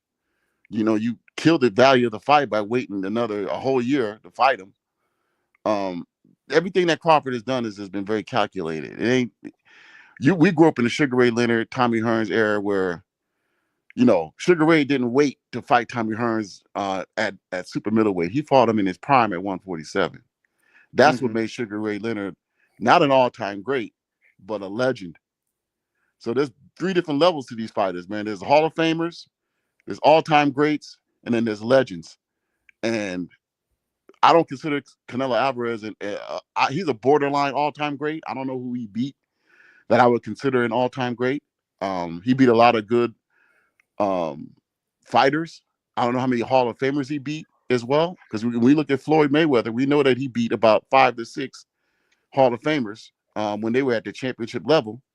Right. But when we look at Crawford, we know he ain't never beat a Hall of Famer. Spence might be borderline Hall of Fame. I mean, if Gotti is in, then Spence should be able to get in there. But we're dealing with a borderline all-time great versus Terence Crawford, who most consider to be a Hall of Famer. So it should be an entertaining fight for as long as it lasts. But I got Canelo taking him out in about 7 rounds. Let me see. Somebody just said, let me see. Damn, somewhere around. Let's see. There's a lot of black people going for Canelo. This whole thing about staying on code. It's a lot of brothers going for Canelo. And I'm talking about take all the race and the take all that out, the emotions and stuff. They just looking at, him coming up 2 weight classes. And the whole thing about a great bigger man beats a great smaller man. You know what I'm saying? That's what Crawford is fighting against right now. Take all the race stuff out of it. You know what I'm saying? If Crawford is that guy who can erase all that, you know what I'm saying? That, that's the conventional thinking. That's the rule right there. what would we have to say about Terence Crawford if he could beat Canelo? If he could knock out Canelo, where does that place Crawford in boxing history? I mean, we ain't never seen nothing like that before. But if he beat Canelo, if he beats Canelo, I want to see that Roy test after the fight. If he knocks him out, I got to see that. I just can't. I'm just saying. Besides the Roy, because we know, Canelo's iffy on that. But let's say Crawford goes ahead and gets it done in spectacular fashion, and the way he's moving, he's so confident. I don't know if it's just the $50 million. He's thinking about where he can go vacation. I don't know what it is, but the man is unshakable. And if he wins this puts him in another category. He's undisputed at 140, undisputed at 147. Then he'll be undisputed at 168. Man, what does that says about this fighter? That means he's been carefully matchmaking, because he didn't at 140. At 140, come on now, let's be real here. I'm talking about the other thing. I mean, I'm talking about the other thing. What the people are going to say about him? What his world bud buddy's going to be all over that, bro. His bud buddy's. I ain't talking about the bud, but I'm talking about his position in boxing history. Three times undisputed world champion. We don't see that every day. Clarissa Shields. You know what I'm saying? I mean, what does that put him? The GOAT? Is he the GOAT of boxing? Is he the GOAT? Absolutely not. No, man. Come on, man. But y'all. Y'all some niggas, boy. What's up, Bruce? Bruce Gas Boxing and Jazz and more. I just had to give him a shout out. He been with me since from the beginning. He said he will fight Canelo like Bivol fought him, but he would hit with that shot he don't see. Boy, a lot of Crawford got a lot of people, boy. You know what I'm saying? Convinced. He says Crawford has superior punch placement. We know that. You know what I'm saying? He said Crawford would smell blood and go for the kill. Let me see. He said Buster. Oh, you was talking about Buster Douglas when I was trying to find. Yeah, Buster Douglas. He says, bro, you have seen how slow he punches, though. For some reason, I think this is going to be different. What's going on? Everybody giving Bruce his flowers. It is what it is. He says could be a humiliation humiliation ritual for Tank. You think he's entered the Illuminati? You know what I'm saying? You think he's up in the upper ranks where he's doing all the freak offs and everything? I don't know. He says Moses went deep. He said everybody giving him his flowers, and they just arguing between each other. Yeah, man. But I think he's a dog. I think Crawford is a dog. I think he has no quit in him. He hates to be embarrassed. He's one of them guys that he I think Crawford will go out on the shield. If he probably won't have no choice. Because Canelo does hit so hard. I think it was Bivol that says that Canelo puts everything into one shot at a time. That's going to be interesting to see how that works out for him. That's going to be real interesting to see how that shit works out for him. What do y'all, Humble, what you think about Jaron Boots Ennis in Canelo camp? Do you think he's trying to get revenge for Crawford not, giving him the fight? Do you think that's something that's happening? Or it's just that he's just, go ahead. Just tell me what you think about that. I don't think he is trying to get revenge per se. It could be that, I guess some people could take that angle, but I just think he wants to get good work in before the Lima fight. And Lima's a pretty big guy. Lima's fought at 160 before, so it's always a good idea to spar heavy. Did you watch his fight? Did you watch any of his fights? Lima's? Mm-hmm. Yeah, against McKinney. McKenna. Yeah. Did you see that fight? What did you think? I thought that he's raw. He has a lot of power, but he don't have much technique. So Jaron should be able to punch in between his punches. Jaron should be able to get him out of there in about 7 to 8 rounds because he's going to be there to be hit. And just like the Vila fight, you stand in front of Jaron Ennis without no technique, no defensive technique, you're going to get your face fractured. But it should be entertaining as long as it lasts. And it's a good setup fight. I'm glad he's going for the WBA because once Crawford get beat up, if he still need to make some money, He's gonna have to come back and defend that WBA title, or he can go after Charlo. So he got a lot of options. I thought the Tellez fight. Did you watch the Tellez fight against Abbas for the WBA interim title? No, I didn't Did watch any of y'all that. see that? You didn't watch it? Mm-mm. What about Joannis Tellez? Have you guys seen him fight? I saw, like you said, I saw him fought against McKinney, and I thought he was a punching bag for Jaron Boots Ennis. Yeah, about 7-8 rounds. But Ennis ready to get him out of there. He's a tough guy now. He's gonna take some punishment. But he's not on the level of Madrimov or Sahi Bokachuk. He's not on their level, right? And we look at Boots, as on the level of a Virgil Ortiz, because we always looked at Boots as, supposed to fight. He's in the same class as Virgil Ortiz. And Virgil Ortiz been doing his thing, man. He's been doing his motherfucking thing. He's been out there fighting the wood choppers. And them wood choppers are tough. Them boys are tough. I give them their credit. I give them their flowers. They come out to fight, and they make boxing what it is. You know what I'm saying? Because they're in great shape. They're in great shape. Exactly. You know what I'm saying? Them boys are, y'all know how I am about the wood choppers, but the wood choppers are bringing it. They holding these guys' feet to the fire, and they walking through everything. They taking the punches. You know what I'm saying? They making the 154 division is so awesome right now. It's one of the most exciting divisions. I want you to go back and take a look at that Tellez versus Abbas fight, because Abbas may be the next guy that Boots got to fight after the Lima fight for the WBA title. Well, him and Virgil Ortiz are on a collision course. Virgil done already tested one part of the division. Now Boots he's really gonna have to put some fights in, you know what I'm saying, to work himself up to beat Virgil Ortiz, right? Nobody wants to see this. Where does Charlo fit in there, you think, now that he's trying to come back? Charlo he's already sealed his legacy, and he's lazy now. And now he's just money pal. He would be hunting for money. Boots would decimate Charlo right now, man. He's just too sharp and too strong. Like I want to see Boots at 154 just to see what he can do with a big guy like Lima. It ain't the best fight, but I felt the same way about Errol Spence Jr. and him. And now he's calling out. You saw the little thing when he did with the lion and shit, where he's supposed to be eating the shark. He's supposed to be eating the giraffe, and he's supposed to be eating the boot with the Philadelphia sign on the boot. And he's just a lot of bark. He's more bark than bite. He just kind of let me down with the whole Canelo thing, right? Because what was that? What's that Russian guy that's at 154? What's his name? I can't even pronounce his name.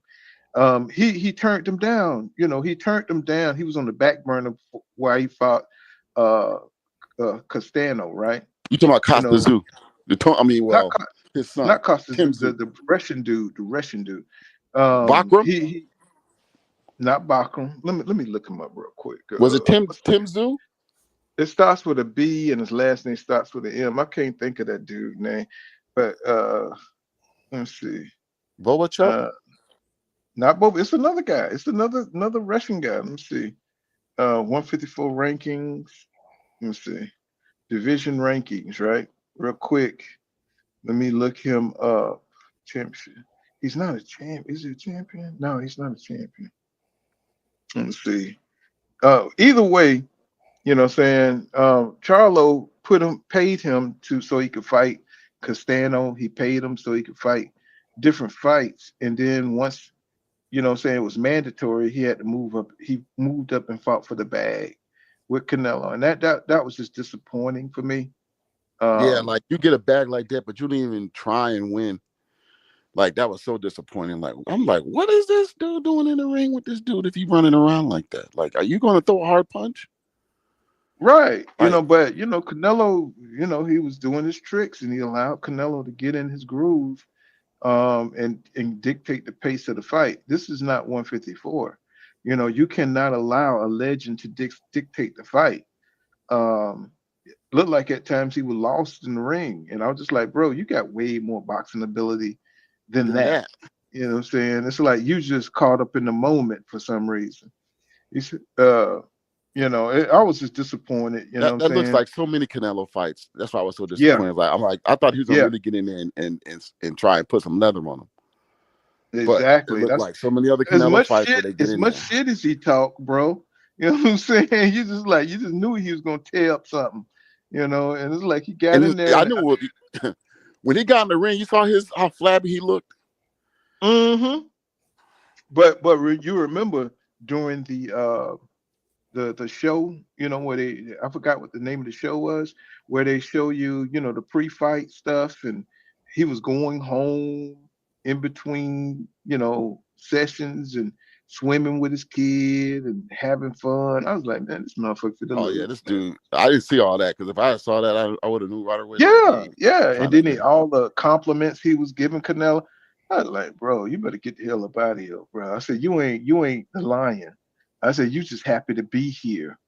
And Mm-hmm. I just couldn't believe that he switched up like that. Where's that hood? Is the hood real anymore? You know what I'm saying? Yeah, Are they drinking are they drinking Voss water in the hood now? What's going on? You know what I'm like you didn't even saying? try.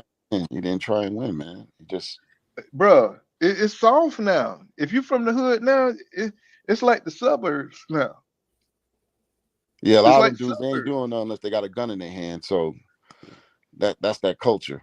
But all It them is. pictures he putting up about Spence with the shark in his mouth. Spence is a 160, 168 fighter if he ever come back. Spence ain't got no business at 154. He And ain't I building know the building. after 2 Mhm. years, I know you're not about to jump in the ring with Jaron Boots Ennis. That'd be stupid. So I don't know what Charlo's doing, man. I really don't care. Unless I see him in the ring. His brother looked okay in his comeback fight, Mhm. but he wasn't really fighting nobody. So Mhm. I'm not big on the Charlos like that no more, man. They're getting older now. It's time for the young generation, the Boots and Boots is now what I consider to be the one to carry on that Sugar Ray Robinson, Sugar Ray Leonard legacy. Yeah. It Yeah. wasn't Crawford, it wasn't Yeah. Spence, it wasn't Keith Thurman. Wait a minute. It, Wait a minute. Now, Spence fought the people he's supposed to fight. He yeah, but lost, but he went in and he fought. He went for it. He did not go up to 154 without fighting Crawford. He told them. He made and that that's the fight happen. mistake he made. But it That's a was. But as a fighter, as a true boxer, I don't care if you win. I don't care if you win or lose, as long as you do what you're supposed to but do as a fighter. you got to put forth your best effort. And what we saw that Right. night was not your best. That was not his best effort. That's like Charlo going up there and fighting in Canelo. You get in the No, ring and I you know don't you think he weight was. drain. I think it was something else. I heard he got his rib broken in sparring. Spence always they go hard. They don't spar like other people. They spar hard. They spar like it's a fight. That's why his fights are always Spence easy. Hmm. Spence should have moved up after the accident. There's no reason why he would need to stay at 147. Another from the Danny Garcia fight, the Ugas fight, and the Crawford fight. He looked worse and worse and worse. Look at him But in think about it. 2017. But think about it. He knew he was degenerating. He knew he was only 80% during that Danny Garcia fight. Spence I would say about Spence 60%. is one of them throwback guys that think he can will himself to a victory. When you saw him fight Ugas was tearing his body up. Correct. You know what I'm saying? And he fought. When you fight, okay, put it this way. This is the easy way to put it. When you fight 4 hard fights, it's when you go through the gauntlet, you know what I'm saying, you get worn down. But when you're the fighter that's on the outside waiting just to see what you look like when you're going through all these hard fights, you know what I'm saying? Crawford didn't go through the gauntlet. That's why he gets the That's why criticism. Crawford is. That's That's why why he we get the consider. criticism that he gets today. It's not that everybody hating on Crawford. It's just that he waited and chilled and fought the easier or Yep. the competition that was already beaten and already figured out. At the end, he didn't fight Danny Garcia. You know what I'm saying? He didn't fight Ugas, Porter when Porter was Porter, Keith Porter. Thurman. Porter. Oh, put it this way, and I've said this 1,000 times on my channel. Porter went and got 6 coaches He wanted to hand Errol Spence Jr. his first loss, and he went into the hyperbolic chamber. You know what I'm saying? That where time goes by slow, and he was training up to give Errol Spence. He didn't do that for Crawford. You know, he didn't put that kind of time. He didn't want to hand Crawford his first loss. They were friends.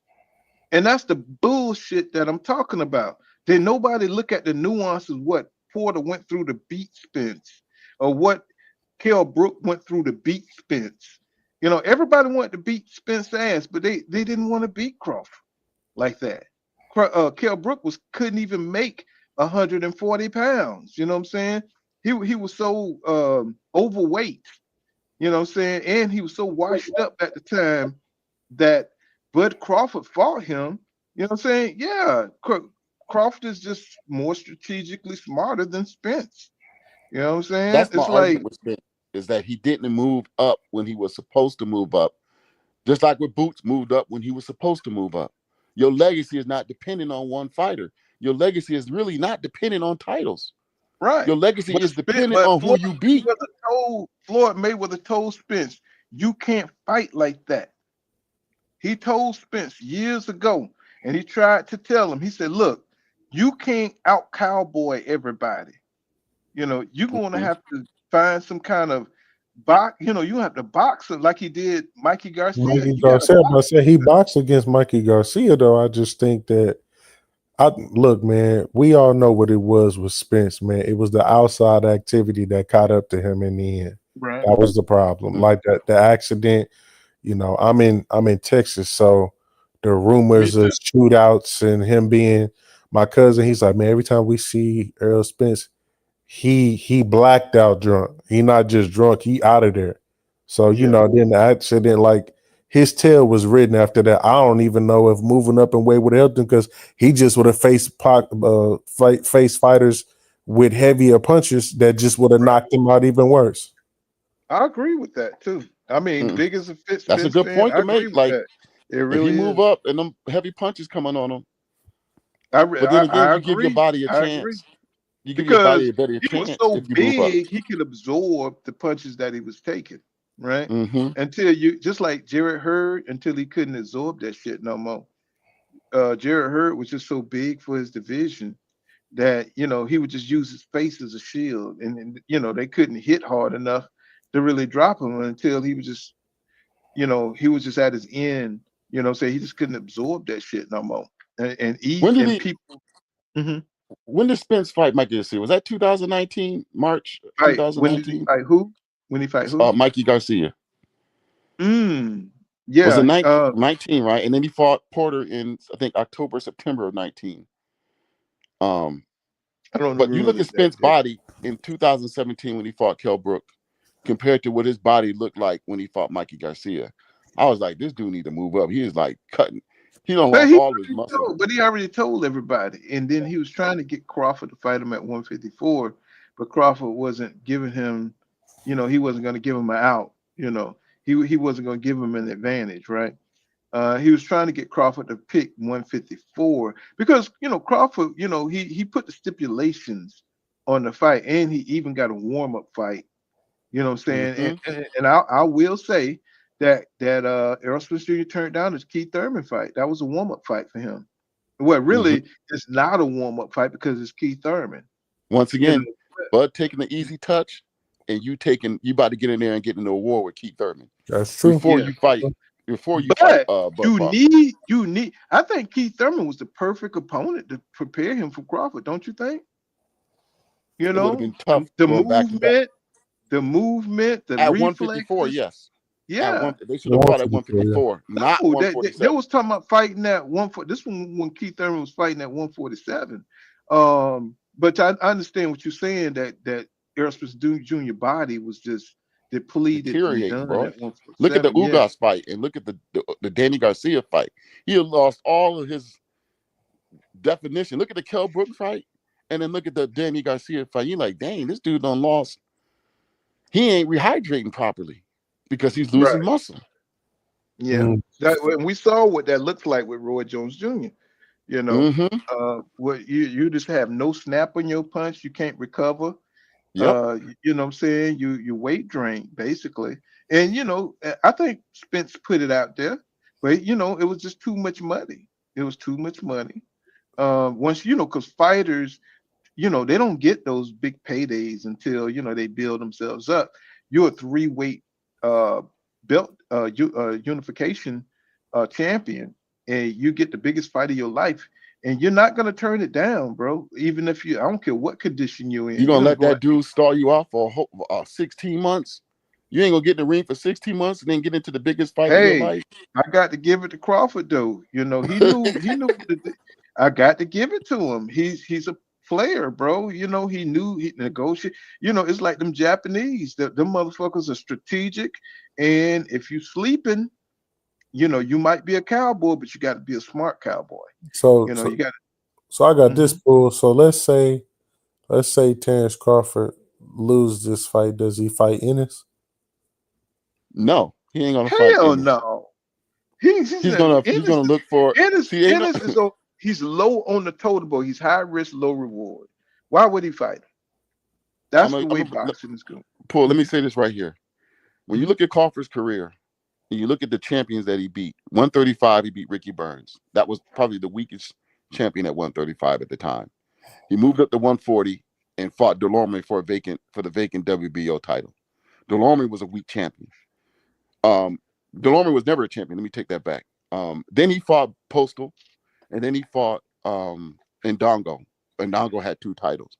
So when you look at, and then he went up to 147 and fought Jeff Horn. That don't say to me that you're gonna fight a Boots Ennis, and you thinking that you're gonna get over on Canelo because he might have a bad knee. He's always been cherry picking fights, bro. Even the L. Spence fight, he could have fought. That's okay, because that's how he built his career. That's how Canelo built his career. You see where I'm going with this? That's who's on top now. We don't have the old fighters that like really fought the hard fights, and they like Hagler. You know what I'm saying? Fought John the Beast Mugabe. You know what I'm saying? That's why That motherfucker jumped on his hit like ass. the Hulk. He hit like the fucking Incredible Hulk. Did you guys know that Leonard and Hagler fought it with 14-ounce gloves? I didn't know what I saw the fight, so I didn't know what the ounce gloves were. But I gave Sugar Ray all the credit in the world, and I know why Sugar Ray Leonard took the fight. He took the fight because he saw that fight. He was ringside with John the Beef Mugabe, and it took 2 fights off of Hagler's career. That fight right there, because they were hitting each other with some sludge hammer. I'm talking about that fight was undefeated. Mugabe was a beast. That's why they called it. He was undefeated. That dude. If y'all want to see a fight of the century, go watch Hagler versus John the Beast Mugabe. Oh my God, that was a blood fest. And Hagler outlasted him. It was some mano macho shit that we've ever seen. That fight was what made Hagler a legend. I thought the Tommy Hearn fight, because man, all of them, because all of them really, when you think about it. Hagler was in some battle. Even before we knew who he was, he had to go through hell. That's why he hated Sugar Ray, because Sugar Ray had the Olympic branding on him, and he got the paydays where Hagler had to take the low paydays, and he had to fight the beast of the division, and he just had to make sure he was in shape. He had to make sure he was on top of his shit. He had to live the fighter's lifestyle. He didn't do the cocaine and all that like Sugar Ray. He just had to do it the right way, and that's how he was very bitter that he had that Olympic branding, the white people, the talking proper on HBO. You know what I'm saying? You remember how Hagler went out of his way to try to be classy, and he had a real stigma when it came to that the kind commercial. of shit. What was that? The commercial. Yeah, later on. When he fought what's that Italian guy he fought? That shit was a bloody battle. Antifermo. Yeah. That was a bloody battle. I don't think Leonard would have lasted 12 rounds with Hagler in 10-ounce gloves. I don't think he would have lasted that long. Well, like you said, I don't think Leonard would have lasted at all It's just that Hagler had lost a lot of steps. Yeah, he You know, looked diminished in that fight. by the time He looked. he made it to Sugar Ray, Sugar Ray wouldn't have dared step into the ring with Hagler before the Beast Mugabe. You know what I'm saying? But he saw how hard they were fighting, how much damage he took, and boxers know. Boxers know. You know, if you go in Yeah, there, Hagler looked diminished in the Leonard fight, and I thought, well, maybe it's because of the Mugabe fight. But then I realized some of those punches he was hitting Leonard with, they wasn't causing a lot of damage. It's like, man, Hagler is a beast. He was killing Mugabe with those punches, and he wasn't able to hurt Leonard. So I was like, why are you not able to hurt this guy? And then I realized, years later, I didn't realize at the time, but years later, they was fighting 14-ounce gloves. I was like, damn, that's almost like sparring gloves. 16 ounces of sparring gloves. But yeah, Hagler to me was like, I would consider him a legendary fighter. Leonard too. and that's Sugar what Ray I'm trying to is a tell you. legend too. You know, people don't understand that back then, you know, you had fighters that was unsung, like Julian Jackson versus Mike McCallum. Mike McCallum, I would consider him an all-time great. Would you consider Yeah, him a and legend or all-time Hagler great? never fought him. Hagler It never was in the fought same him. weight class? I thought McCallum was 154. No, he was a junior middleweight at the time. And he was headed towards Hagler. And Hagler, you know, he had the top guys that was getting him paid. You know, he had Tommy Hearns, he had Sugar Ray Leonard, he had Roberto Duran. That's all he needed. He Well, didn't need Hagler retired. Hagler retired at 32, so that's old back in them right. days, man. Yeah, because after Sugar Ray Leonard beat him, he quit. No, he didn't quit. He just retired. 32 years old. He said because Sugar Ray Leonard wouldn't fight him again. He said, I would not fight again. He said, I would not fight another fight. You know what I'm saying? Because Sugar Ray Leonard wouldn't fight him again. He was so hurt by that defeat in the world. You know, that was a traumatic loss for Hagler. He did not fight again after that. And it was all because, you know, he really hated Sugar Ray. You know, I don't blame Hagler for retiring, man. He's been in a lot of tough fights. 32 is old back in them days. Right. It's right. Especially if you went through what he went through. What he went through. Yeah, like fighting. But think about it. Terry Norris, you know, those kind of guys, people forget those are the guys that made the sport. Those are the guys, those battles right there when he fought Taylor, Midrick Taylor. Man, y'all don't know. Them fights was the shit we see today ain't nothing. Terry, no, was it Julian Jackson or was it Julian Jackson knocked his ass out? The Hawk, yeah, he was terrifying, man. Hawk knocked his ass out in what, the second round, first or second round, one of them. You know, Julian Jackson got 40 knockouts, bro. Mm-hmm. Now that's a fighter. He didn't duck nobody. Might have been 44 knockouts. People don't remember Julian Jackson. He fought on Tyson cards. That's why he didn't get the recognition that he should have deserved, because he fought on the Tyson cards and nobody cared about the middleweight division back then. But he was getting knockouts every night. You know, he knocked out Michael Williams from England, you know, who was on the rise. He knocked his ass out. Don't come to Pool Kind of Boxing not thinking. I've been watching boxing for 40 years. So when y'all come over with little pussy punk ass shit, it don't resonate. It don't resonate. I hear you, bro. I'm different. You know, I've been here. I'm 56. I'm a Gen Xer. So, you know, fuck your little comments.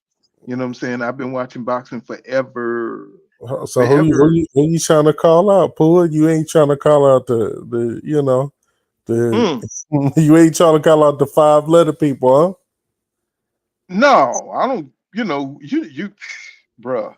Yeah, you know, I'm a Gen Xer, so you know, I don't get me started and get me canceled. You know, oh my God, bro. I think they stop canceling these days, right? People been getting away with all that stuff. They come to the comments trying to put you in a trap because they know we don't care. They know we're gonna say what the hell we want to say, but they try to get you canceled because they so pussy punk ass with this political correctness. It's like it's all gonna come back to the conservative side anyway. That's what happens in society. Once they overcorrect on one side, then all of a sudden everybody goes back to they hit the breaker and it goes back to conservatorship, right? You know, and right now to the left, it's just too far left. You know, you got too much going on. Now we're calling men women and women men, and it's on cartoon. You know, it's just too much going on. It's like, bro, nobody don't even care about that shit. You know what I'm saying? It's like, what's going on? 2 cents in the building. What up, Paul? What up, panel? How y'all doing? What up, What's chat? what's happening? How you You doing? know? Nothing much, man. What y'all was up here talking about? Man, we talking about everything. You know how it is when old heads get together. It's almost like we passing the blunt and everything. And drinking beer. Um, yeah, but no, we was talking about the Canelo uh fiasco, and Boots all up in Canelo camp, and is it Boots trying to get revenge? You know what I'm saying, on Crawford for not giving him the fight type shit.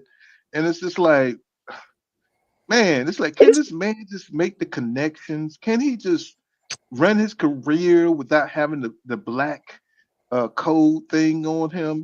Black people ain't gonna be there for Boots, bro. Not in this generation. Maybe in They, my generation, but not this man, generation. they No. been. I think they was mad about. Listen, I got a whole theory about that, right? I think they was upset about the Canelo spot because that code thing is just something they throw out there to try to control people to make them do what they want you to Right. do. Because it don't even make sense. Like, this is boxing, and I feel like it wasn't cool. Bernie Boxer came out there pandering to the fans like that because he know better. But I think that Bud sparring Canelo kills all the narratives that's been going on about Boots. I don't know if you still been on YouTube, but you know that he ain't fought nobody, he overrated, he not good, and all of that. And then you see him going to spar Canelo to help him get ready for Walk on Water Bud. And so I think that dispels all of those narratives. And I think they tried to, take attention away from it and discredit it. But then they backdoor and start saying, oh, Boots beat up Canelo, he knocked him out in sparring and all this other stuff. So they just all over the place with this Boots stuff. But Boots had an affiliation with the PBC. Then he Mm-hmm. called out Bud Crawford. So he will continue to get the hate. I mean, it is what it is. Mm-hmm. And my thing is, it's just so much BS that's put out there with propaganda. It's like, Boots, long as your name is out there and people are saying your name, people start they look you up. That's how the internet works.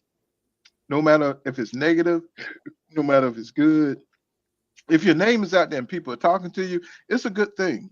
You know, that's why I never worry about views and stuff like that. If I say something salacious or if I say something crazy, I'll go viral. I go viral all the time because, I can say some crazy things, but that's not what it's all about.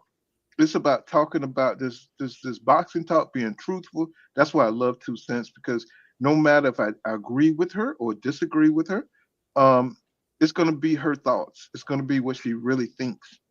That's what I love about other channels when I come across other channels like that. If you're saying what you think about this sport, I'm with you. I don't care if I disagree with you or not. People be like, man, Pool kind of box is tripping because she said something about, Bud, or she said something about. I don't care about that. As long as that's what you really think, you know what I'm saying? That's what you get my support, because that's how I feel about this sport. That's what I think about this sport. Just tell the truth. Just tell what you think, and don't worry about what people gonna say. Because we're missing we're missing the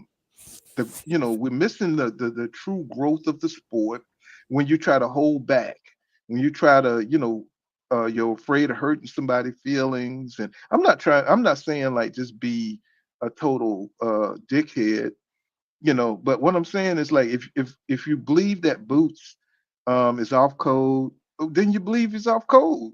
Just tell me what you think about that. Why you think that. Defend your point. You don't have to defend your point.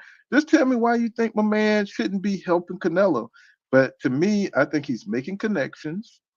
I think it's going to help his career.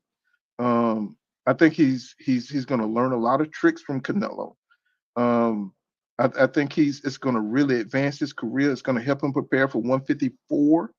Um, I think he needs this. I think this is the next evolution. It's almost like when Canelo was up under Mayweather. He learned a lot from Mayweather. When he fought him, he learned a lot from Mayweather. You know what I'm saying? Just being near Mayweather, he learned a lot about the business of boxing. It's just so much y'all don't understand that you gotta be where your mentors. You got to have mentorship, and even when they don't want to mentor you, you still learning things. Boots right now is getting good work. You know what I'm saying? He's getting hit by power. That he's learning tricks. He's learning different ways to engage. I think he's just learning a lot. It's going to put him ahead of a lot of the 54 pounders when he faces Virgil Ortiz or Mandrinov or Bukachuk, Boachuk, Seishi Boachuk. When he starts facing these guys, he's going to be more prepared mentally and physically. You know what I'm saying? So I'm glad that he's in Canelo because I do not want one thing we do not want. We don't want Jaron Boots Ennis to go in there and get his ass knocked out. You know, we do not want that. You know what I'm saying? I don't know about you, but I don't I see want that happening. me neither. I don't see it happening, but because he's taking the time to take advantage of this information, this opportunity to work with Canelo, I think it's going to put him ahead of the game. What you think? I think it's definitely gonna put him ahead of the game. It's gonna he's gonna learn a lot. And also, you know how those sparring stories go. You connected to a fighter with sparring, that ups your stock. So now you're connected to Canelo with a sparring story, like how Earl was connected to Mayweather with a sparring story, how Devin was connected to Tank with a Right. sparring story. You know what I'm saying?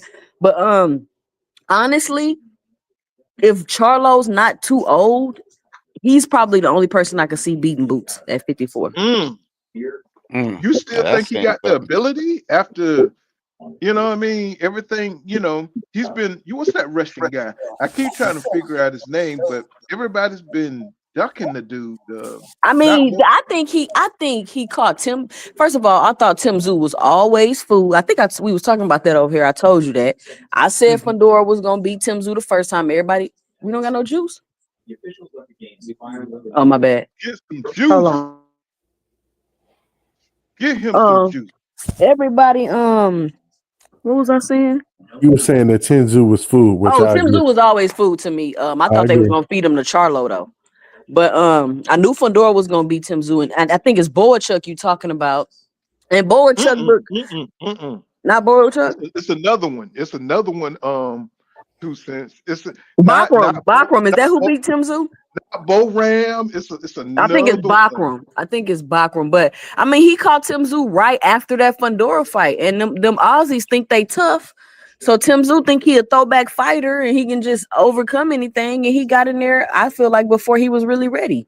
And he made him look like a monster in the ring. And ever since then, people been kind of like, I don't want none of that. But Yeah, but look, what's that guy name? Charlo beat all of them. Charlo beat all of them, Really? including Spence. God damn. Girl, And you you don't came on my channel with this pussy poke ass shit. And you Hell know no. Spence, my guy. Man, y'all can't sleep on Charlo because of that fight with Canelo. I encourage people to go back and rewatch that fight because the narrative of I'm he just went like, up there and ran around to get a check is absolutely not true, Paul. You got to go back and watch the fight. no, I So watched it. what I did you didn't. I see never from? said he ran around. Just I thought when he got hit. If you listen to what the hell I said, I said that nigga got hit. And he was like, hell to the no, fuck all this. I'm gonna Yeah, get paid. So, he wasn't that nigga got engaging hit, Canelo and he like was just that. because he. You remember how you know how Canelo do? He start hitting you on your arms. He start training you like he gonna hit you in the same place, and then he went down the center and dropped Jamel to one knee. And I was just like, Jamel, you're a champion. You're an undisputed champion. How the fuck did you fall for that? But he fell for it, and he went down to one knee. And after that, that's when we start seeing, him just trying to make it to the end. And I was No, just like, let me tell you when the wheel left mhm, Charlo's body. He hit Canelo with a combo. Bow, bow, bow. I'm talking about something that would have put out any 54 pounder. Canelo dropped his hands and then mm, walked forward And that's when I think that's the moment Charlo was like, I'm just overmatched in here. Like, if that don't work, I don't know what. You know what I'm saying? I mean, he just mentally didn't seem to be in it because Mayweather couldn't hurt Canelo, but he was never out of the fight. Mayweather didn't fight him at 68 off a 2-year layoff for short notice and a hand injury, though. Charlo was on a 2-year layoff before fighting Canelo? Yeah, 18 months. Well, he had a hand injury too, didn't he? He had a hand injury and he came off a broken hand injury. Yeah, he came straight off a long layoff and an injury. After that Castano fight, you know, that could, let me tell y'all something. That Castano fight was outstanding. That's one of my favorite fights. It was outstanding. Both of them, they were outstanding. And when I tell you, I had so much, I got so much respect for Jermell Charlo, and I just thought that was the apex of his career, and I wanted him to continue. I wanted him to continue after he fought Castano the second time. Oh yeah. And he dropped him, and that motherfucker just crumbled right before Charlo. I said, man, Charlo, man, you got to do something with this. Even though he had already sealed his legacy as an undisputed champion at 154, when that division was so hot at that time. And Castano, I wanted to see Spence fight Castano also. Because that I heard Castano got brain damage from that fight. Yeah, really? Are you serious? Yeah, that's why we haven't seen him back in the ring. Well, I knew it was something because it took a while for that second fight to happen.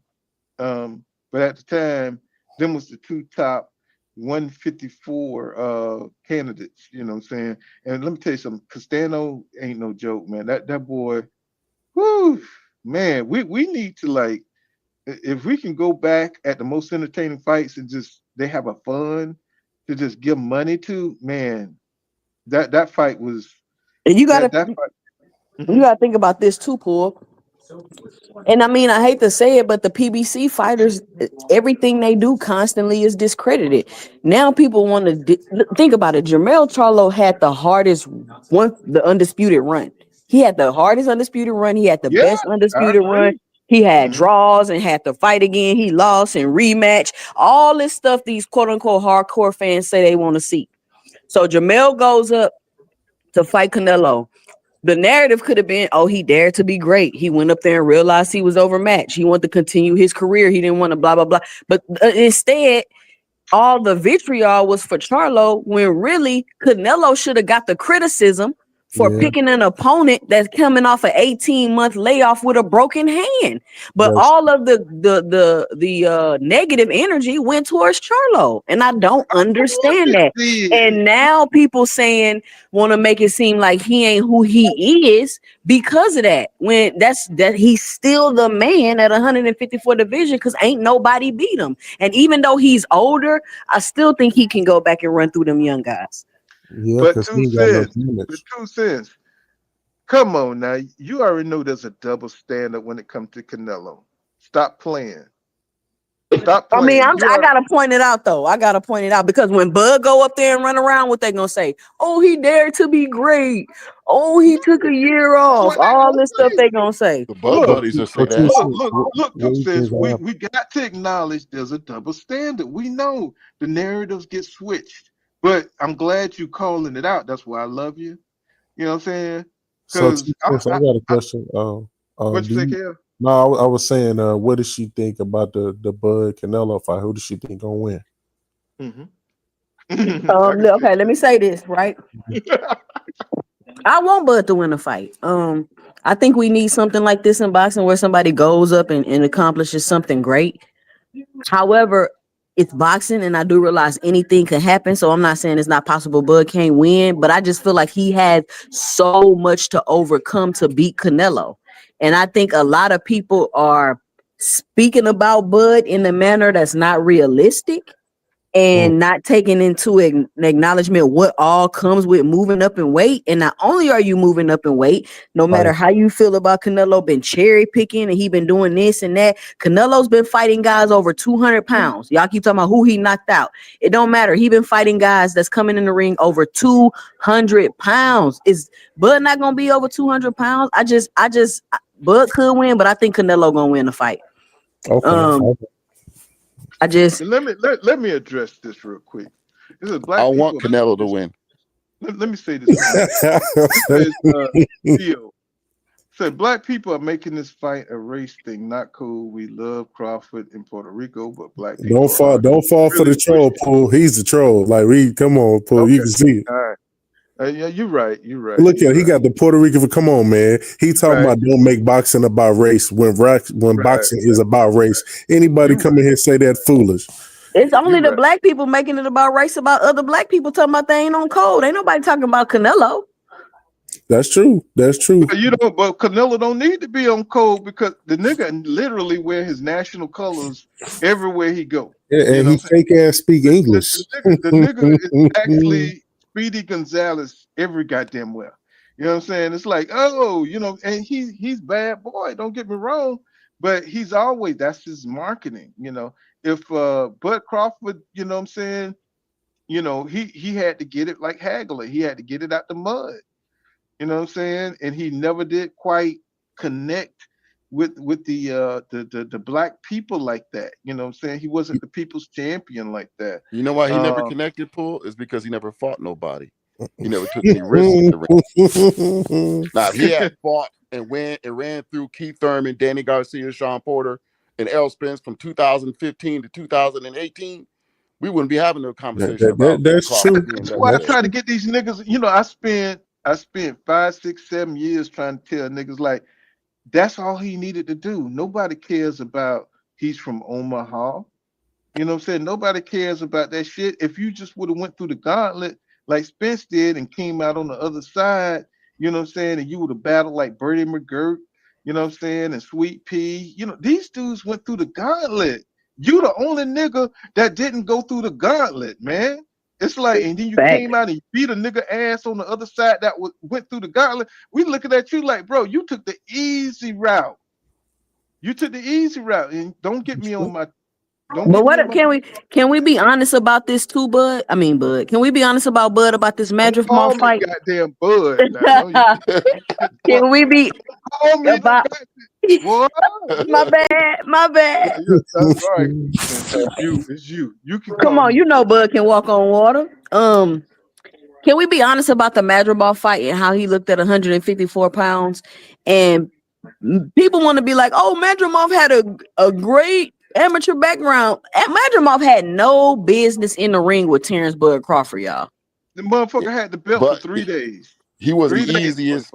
He was the easiest fighter to fight that had a sort of kind of title at 154. Bro, he only had got the belt when Bud came and challenged him. You know That's what I'm telling you. They set that up like that. He knew he was food, even though he had a weird style. I'm gonna tell you, some of them punches that nigga was throwing, I was like, Bud is good. He closed Bud eye up. Yeah, but you gonna get when a motherfucker awkward like that. And what was that? I think that was his first or second 12-round fight. Mm-hmm.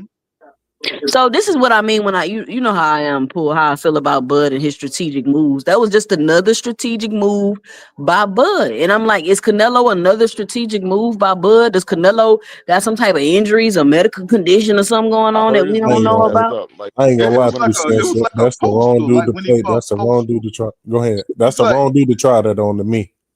It's like it looked like he trying it. Because which one of them is, because I can't lie, like Bud, I mean Canelo ain't strategic. So which one of them are being strategic in this situation? Is it Bud or is it Canelo?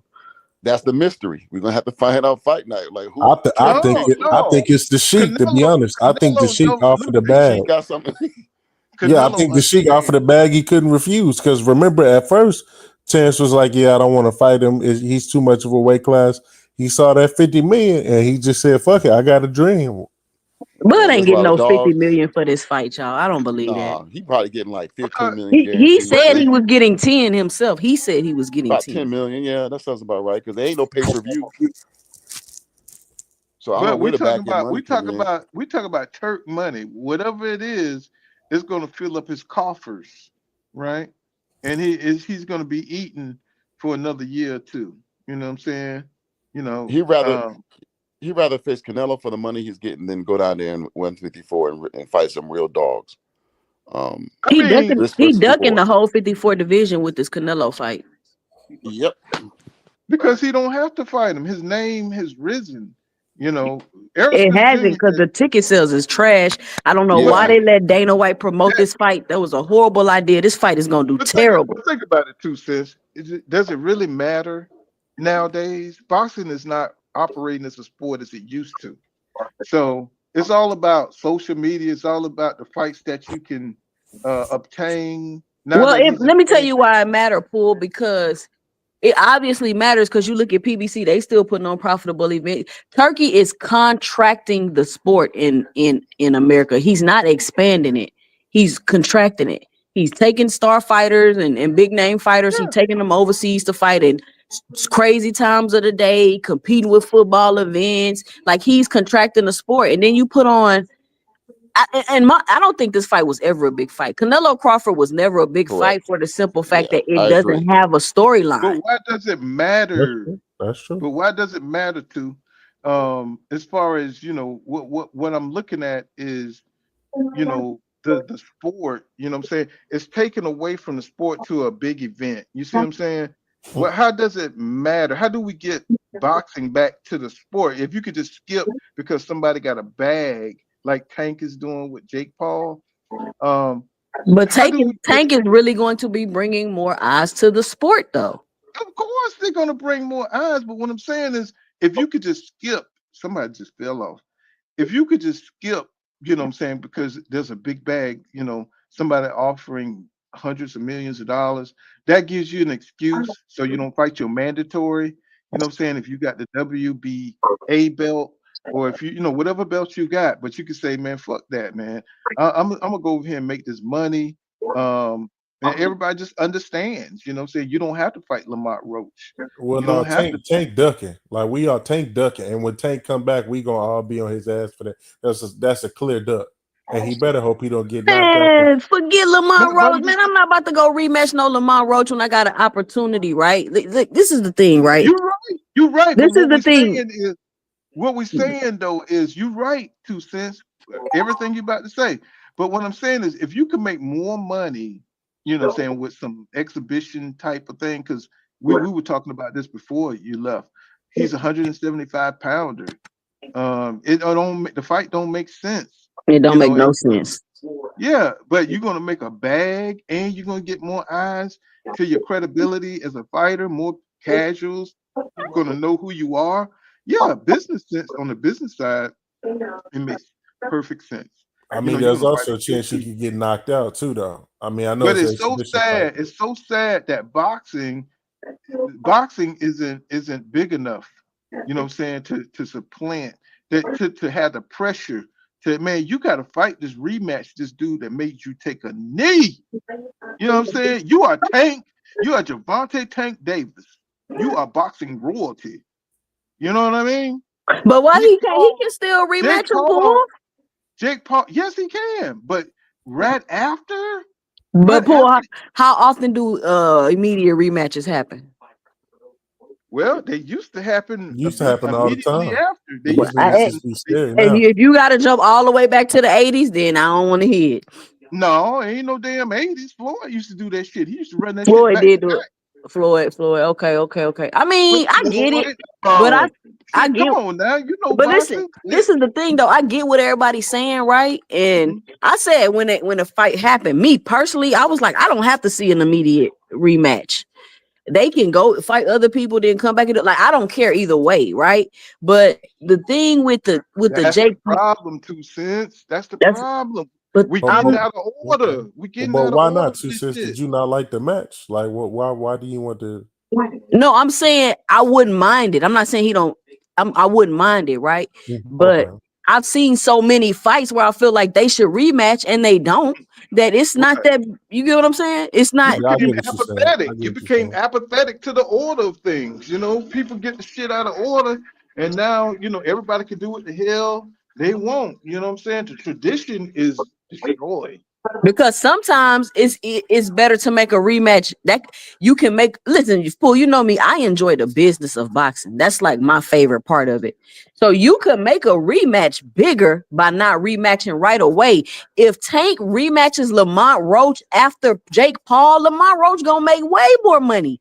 That fight gonna be way bigger. Anybody that Tank fights after he fights Jake Paul, anybody that shit, but let me say this. Let me say this. Anybody that Tank fights after Jake Paul, whoever it is, the fight is going to be way bigger. And the reason why that's important is because his contemporaries and the people that everybody want to see Tank fight, they over there with Turkey fighting overseas. They not making a bigger fan base. They not doing anything to make the fight bigger. He's the only one doing that. So if he fights Jake Paul, if he fights Shakur after that, if he fight Lamont Roach after that, if he fight Devin Haney after that, those fights are going to be way bigger than they ever would have been before the Jake Paul fight. That's true if he fights him though, but he also talking about retiring and all this other weird shit though. That's the only thing that's it's kind of weird. The vibes around this fight is kind of weird. Well, it's a big event. From the business side, you're correct. But from people who are inside the niche of boxing, you know what I'm saying? We're like, bro, you didn't fight Lomachenko. Loma ducked him. There's a pattern. Loma ducked him, Paul. Huh? Loma had a signed contract to fight Tank and he retired. Well, that's come on now. We talking about when Lomachenko was after him when he was, because Lomachenko came out of amateurs, an old ass nigga. You know what I'm saying? He came, Triple G didn't come out till he was like goddamn 30. They had exclusive network. They had exclusive, and every time I do this, people are like, you always defending Tank, but they had exclusive network contract deals. Yeah. You know what I'm saying? And I understand that. But what I'm saying, Andre Ward, they you know what I'm saying? They made Andre Ward go up to 175 because they didn't want to kill that Triple G money. They was trying to make that HBO, trying to bring in the foreign fighters. That's why they went out of business.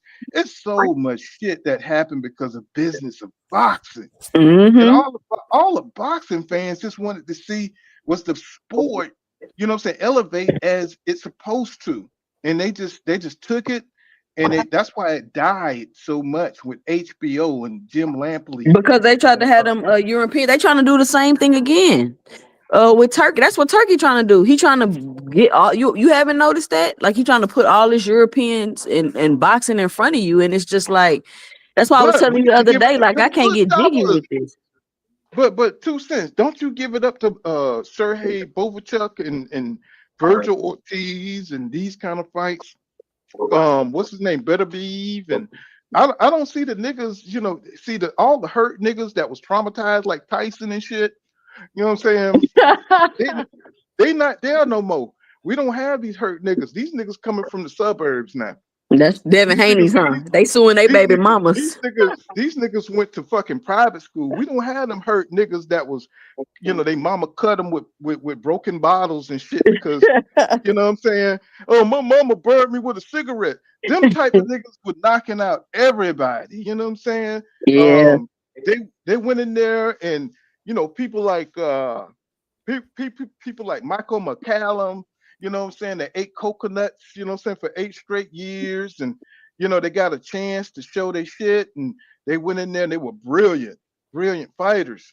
We don't have them type. We're not even winning gold no more in the Olympics, my nigga. We ain't even winning gold. We ain't even winning gold no more. You know what I'm saying? I think Andre Ward was like the last nigga to win gold. And I think that was what, 2004 or some shit like that. You know what I'm saying? It's like this generation, Paul, you look at this generation, you see that when Mayweather was coming up, Mayweather would fight the best fighter in the division. You see how Tank move, you see how Crawford move, you see how Canelo move. These are what I consider Hall of Fame fighters. They fought enough good fighters but they're not legendary. They're never going to be considered I legends. mean, but Tank really has a good resume. I know people want to say he ain't fought nobody, but if you really comb through his resume, he has a good resume. He got 3 current champions on his resume right now. But as soon as you bring that up, they want to discredit. I say he's a Hall of Famer. Yeah. I'm not talking about you. I'm just saying, like, they want to say he. But you got a pretty mouth, but I'm telling you, you got a pretty mouth, but no. I'm telling you, but here's the thing, it. too, since he got a good resume, but he never fought who he wanted him to fight, though. But this is the thing, though. But what? Okay, that's cool. Tank ain't never fought who y'all wanted him to fight, right? But compared to who? Compared to his contemporaries, Devin has a decent resume. Don't get me wrong. T.O. has an okay resume. Don't get me wrong. But it's just as good as Tank's resume. Everybody else in 35, who they fighting for real? It's so much focus on the accolades that the attention. Didn't Devin fight Lomachenko when he was still somewhat good? No, he fought Lomachenko a year before Tank was about to fight him. Yeah, Lomachenko's like 34, 33. Did he fight him? I mean, T.O. popped off the Lomachenko thing. I think it doesn't matter when you fight people, man. It gotta matter. I think if he would have fought Tevin Farmer and knocked Tevin Farmer, I think he would knock Tevin Farmer ass out. Especially back then. He tried to fight Tevin Farmer. He priced himself out the fight. Man, what I was expecting from Tank was the Devin Haney fight. No matter, you got to get these guys in the ring. You got, this is the problem. Back in the day, you used to sit ringside. Virgil Hill used to sit ringside to fight Roy Jones Jr. Used to sit ringside. You know what I'm saying? To the next guy, that's how you knew the next guy, because we didn't have social media back then. And the guy used to sit ringside, and then he called you out. Even if he had to go to your press conference, how many times Mike Tyson people came out that wasn't lined up to fight him, came out and said, "Your mama eat dicks." And they, nigga, you next, nigga, you are next. But let me ask y'all a question. Like, I hear what y'all saying. Tank should have fought these people. I don't disagree with y'all. But what about them fighting each other? I mean, Devin Haney. I think Devin Haney should be out of this conversation. Devin's tried, so you can't. I think he got the best resume. He just and Bill do the weirdest shit. Why are they avoiding Devin? He don't have any power. I mean, I don't think nobody's avoiding Devin Poole. I think they are capping. They sit here and act like they want to fight everybody. They are bullshitting, y'all. Come on now. He's fighting Brian Norman Jr. That's a dangerous guy. Why not? You know what I'm saying? It's like if you're not. Brian Norman Jr. is not that good, Poole. I was about to say that. Poole, like kinda, he a knockout artist, but he ain't got as much experience. No, brother. No, that's not his name. I'm sorry. Go ahead. B-level fighter. C+. Yeah, he might be B-level if he could beat Devin Haney. Man, that means I don't consider Devin Haney an A+. I consider Devin Haney like a B-. Oh my god! Devin, that's hilarious. I mean, I accept it, man, because he really haven't. He fought. The biggest opponent he beat was Regis Prograde, and Regis Prograde he was too. Regis Prograde ain't. Who's the most dangerous fighter Devin Haney beat? Like it's not like he moved up to 147 and beat Boots. The most dangerous fighter. Yeah, like Lomachenko, gotta be. Little Lomo coming on from 120. Which in a fight that he arguably lost. I think he won, but some people feel like he lost. I think he won. No, he was fucking Lomachenko ass up in that fight. Yeah, I think Lomachenko had some good moments, but he definitely ain't win that fight. So what does that say about Teofimo Lopez? Tio, I would rate Tio like a B+, maybe. Man, Tio get a D from me because you never know what he's gonna expect. Yeah, but he's too unreliable. But you're right about the 2 cents. But T.O. made Loma look the worst. Wait a minute, and he's been declining ever since. Everybody got T.O. at a D?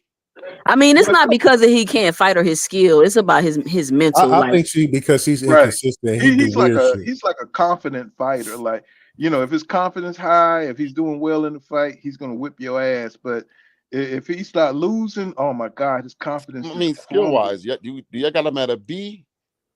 skill wise. I mean, he's up there with anybody skill wise to me. Yeah, but he does he mentally he does a lot. Kind of like it also depends on what's going on before the fight. Because if he got bullshit and shenanigans going on, he's not. And he always got bull. He's a New Yorker, so New Yorkers are dramatic ass, neurotic ass people. So they always got bullshit going on. You know what I'm saying? Even if they have to create it. You know what I'm saying? That's just the way New Yorkers are. Not to disrespect any New Yorkers out there, but y'all keep some shit going on. Y'all not like the people in the South. We're gonna smoke a blunt, we're gonna drink us a beer, and we're gonna stay out the goddamn way. Them goddamn New Yorkers, they jumping on the what's that statue? Statue of Liberty. Statue of Liberty and shit, and they're gonna scream from the rooftops and shit and looking for action. That's just the way New Yorkers are, But that's why people love them so much. You know what I'm saying? Now imagine if Gervonta Davis had went through Lomo, Devin, Shakur, and Tio. Yeah, he'd be legendary. He would be like legendary. Not just an all-time great, but legendary. But because he didn't fight those guys, he's like a Hall of Famer. So ain't nothing wrong with being a Hall of Famer. But one thing we forgetting, even no matter what the circumstances are, if you don't get them in the ring under your resume, it don't fucking matter. That's the problem. The funny thing is, arguably, I don't know if Tank want to fight all that. Honestly, I think if he get a big enough thing from this J. Paul, he might do some Floyd Mayweather retire for a year type shit. Well, it's looking like I don't trust Tank because he look like it's not no look.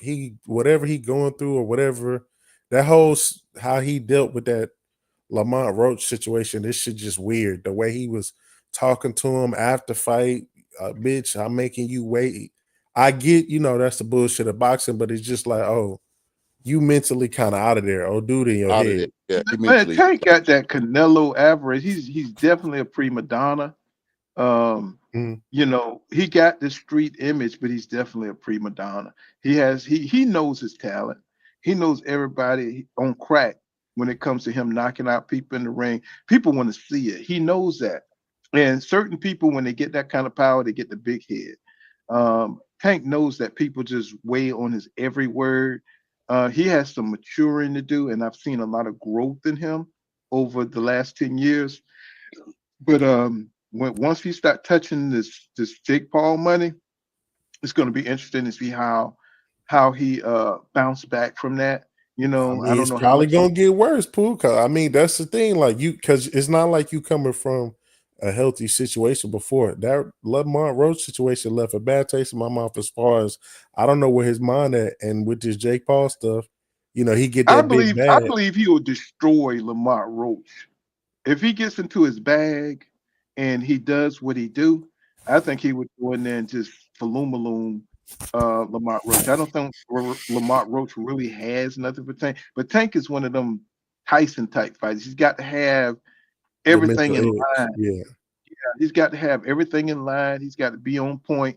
I don't know what the hell happened between him and his trainer. I'm still confused. What happened between him and what's his trainer name? The dude with the glasses. Calvin. I know Calvin got married. Calvin said he got married, so I don't know if Calvin stepped away or what. No, but it's something happened about money, just like Aerosmith Jr. and Derek. But Calvin came out and said they don't have no issues about money. He said that's not true. Something going on. Because I think Ellis. I thought Calvin said he had to step away, so I think Calvin might be sick or something. I don't know what's going on, but something definitely changed. Something definitely changed because as long as him and Kevin was rocking out, Tank ain't have no issues. That's in true. the ring. Did y'all ever hear what the Derrick James situation was about? Money? Yeah, I heard about that. Calvin is like special forces when it comes to breaking down Tank's strategies in the ring, and it works for him. And when you had that kind of dichotomy between fighter and coach, you want to keep that going. Just like Derek and Errol's just on the top, and then when you start bringing in other fighters, that's when shit just got toe back. You know what I'm saying? He brought in Ryan. He brought in AJ. AJ will fuck up everything. Him and Ryan. You know, anybody that seen the coach them, I'm talking about that nigga. You know what I'm saying? I don't know what it is about them English dudes. You know what I'm saying? It's just Derek. Just he can't concentrate on more than one or two fighters. It's just something, you know, happened to that camp. They was on top of the world. How do you go from being on top of the world to the bottom? So, Man, that camp had a lot it of was all problems, about though. money, right? That's They had a lot of problems, Paul. It's like that That camp. nigga, you know, yeah, he had no problem with their whatever the. I guess Ryan came in with that stuff and gave him a little bit more money, and um, it just changed the way he looked at it. I mean, think about it. Spence beat Ugas in April 2022 and then fight again until July 2023. How Derek James supposed to make money if you only fighting once every 16, 17 months? Yeah, and you're not paying him what you're supposed to do. And you're not paying him what he's supposed to do. How So he you ain't know really. that though? Well, if you come with me and I say, man, you know, I'm gonna pay you $10 an hour, you know what I'm saying? And then, you know, the fights, you know, you get more notoriety. You say, man, you know, you need to pay me some more. Y'all gotta agree to that shit. That's all I'm saying. You gotta agree to what the numbers are, you know what I'm saying, or what you expect. And them two, they fought, they've been together so long. Look like that should have been something that they could have worked out, you know. You know, I just don't understand how they got off the grid with that. And you know, they being Dallas, you know, type of niggas and stuff, and they got the whole thing on lock. You know, I don't understand why Spence just didn't increase or whatever, give Derek what he want. I don't know what Derek was asking for. I don't know, but just to keep the chemistry, you The know, thing is, Spence alive. didn't listen to his camp. They told him to move up, and he said, "No, I ain't moving up." And it was like, "Okay, you ain't moving up. All right." You see, he So ain't who fought is this since. camp? Al Who is Heyman, his Al coach. Heyman don't know shit about boxing. You know what I'm saying? He's What? a music goddamn producer. You know what I'm All them saying? I fights he mean, done arranged. He I don't know don't give. nothing about Yeah, boxing. he did. Let me take that back. He did arrange some shit back in the back. Yeah, he did. He really did. I forgot about that. But They I knew you mean, he know that couldn't is. make the weight. They told Spence to move up because he can't make the weight no more. But he was real stubborn, and he was like, "Nah, I can do it. I can beat him. I can beat him at 30%." Okay. Well, you get in there at 30%, and you saw what happened. But he could have moved up Hey, and fought hey, at I've been around. 154. Like I said, I've seen some of the best get their ass toe up. So you know, it is what it is. You know, that's my boy. You know, but hey, he did what he thought he had to do, and it just destroyed his world, man. It destroyed his world. Jason says he need to get back in blood like y'all told Devin to do. You know, I hope for Devin the best, you know, but man, he needs a PR team. Him and Bill, they need a PR team because the world right Bill needs to now. shift. I mean, yeah, you know, I mean, I think it's they problem would be like if y'all gonna keep it boxing talk, keep it boxing talk. Y'all trying to do boxing talk and then keep it street too, and that's why I think they problems come in hand for But me. Bill is a street nigga. You know, he's a street nigga, but he don't realize that his shit was 30 years ago, 40 years ago. You know, he needs to get out them streets because you know it's a whole new time. So he can't talk like that no more. You know, he needs to get back on the professional side of things. I love Bill. I love how he advocate for his son. I love the father-son dynamics, but too many people hate the cocky shit. They don't like it no more. They more on the business side, like Two Cents said. You know, you gotta make allies, and you gotta be able to not rub people the wrong way so you could do business with them. I love Bill. I love the way he come on panels and everything, giving access and stuff. And I love Devin, but at the same time, he's gonna have to make allies and not make enemies. Um, just I'm just watching them. I was like, man, it's like Devin. He's become undisputed at 135, but nobody don't give a fuck about that. Nobody don't even care that this man was undisputed at 135. Nobody care about the sacrifices that he made, and he's done a lot of good for the sport of boxing, but it's Pull. supplanted. Yeah, that undisputed is like smoke and mirrors if you ain't fighting nobody. Like just like Adrian No, Broner bro, was a four. stop. Hold on, just Stop. like It's Adrian still an Broner. accolade, though. It's still an accolade, right? Listen. Just like Yeah. Adrian Broner is a 4-weight world champion. Yes. Do we consider that to be some type of great achievement when you look at the people he was beating? Adrian Broner. Oh damn! Hey, my nigga AB, man. Like, Adrian Broner. Adrian I Broner see was what the hell. I see what the hell going on, gang. I'm just gonna be quiet, man. Before I lose this stuff, Adrian Broner was an exciting fighter. Mm-hmm. He was exciting. He got into some brawls. So it supersedes when you are a fighter that get into it, like him and Madonna. That shit was crazy. Yeah, that was a good fight. You crashing out. Bronner would crash out. You know what I'm saying? If you going in there like Gotti and some of these guys, and you just bringing the excitement, it don't matter if you win or lose. If you bring in fights like that to boxing, you bring in entertainment. That's one of the most exciting fighters. He's like Tank. Tank brings some of the most exciting fights. If you bring in entertainment, that's all people care about. Paul, you just said it. They're looking for accolades. They're not looking for the toughest fights. So if I just want accolades, I'm gonna chase titles. I'm gonna cherry pick the weakest champ in each division, and I'm gonna say I'm a this, that, and that champion, undisputed, and I did all this. But who did you really run through the gauntlet through? Was you fought tough? That's true. Or was you looking for accolades? And that's all Canelo did his whole career. Yeah, and Bud Crawford and Canelo did. They're the accolade champions. They didn't really, Canelo didn't fight David Benavidez and Jermell Charlo at 154. They didn't give a fuck about that either. They didn't give two shits about it. Nobody cared. I screamed from the root. I say, you know what? Nobody ain't hearing me. They don't care. Benavidez, Mexican Monster, beating ass. Nobody's care. He's a true fighter. He's a true throwback. Nobody gives a shit.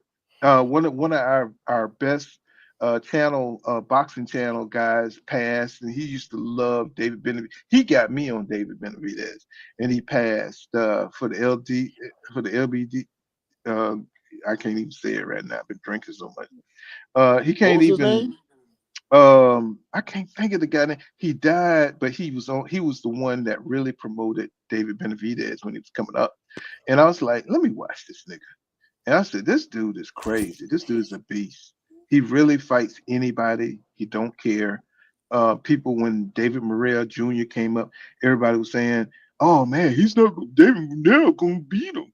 David Morrell, he can't, I was like, this dude don't have enough fights to beat the Mexican Monster. Nobody believed me. It's the experience that was going to pave through. And then when David went in there and did his thing, what I'm saying? Everybody's like, oh, man, he just needed a couple of more fights. I told you he needed a couple of more fights. You know what I'm saying? Because he only got like 10, 14 fights or some shit like that. You know what I'm saying? How you think he's going to be able to deal with somebody who sparred with Triple G? You know what I'm saying? So, who grew up sparring with some of the greats? That's not going to happen. That's the difference between a legend and a Hall of Famer. Canelo did not go for that legendary fight against David Benavidez. That fight would have made him a legend.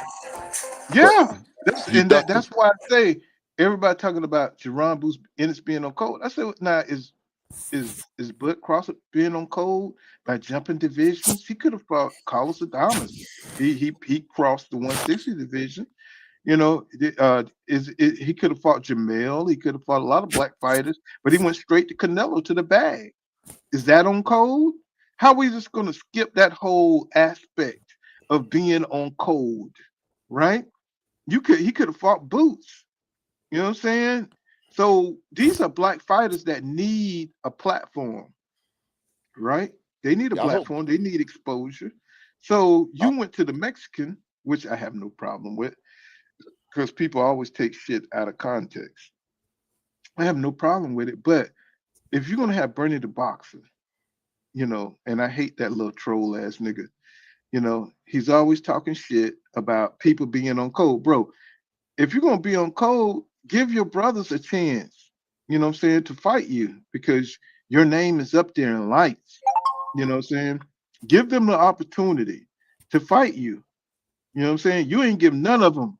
You like, fuck them niggas. I fought Madrimov at 154. That's all I need. Bounce up.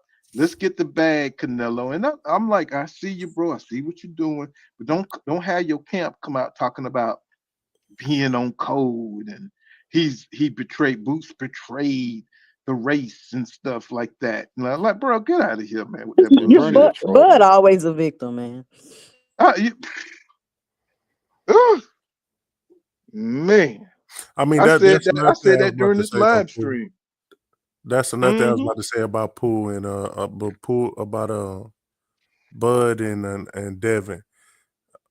They got personalities. Well, I'll start with Bud. Bud just got a personality that rub black people the wrong way because he just got this weird.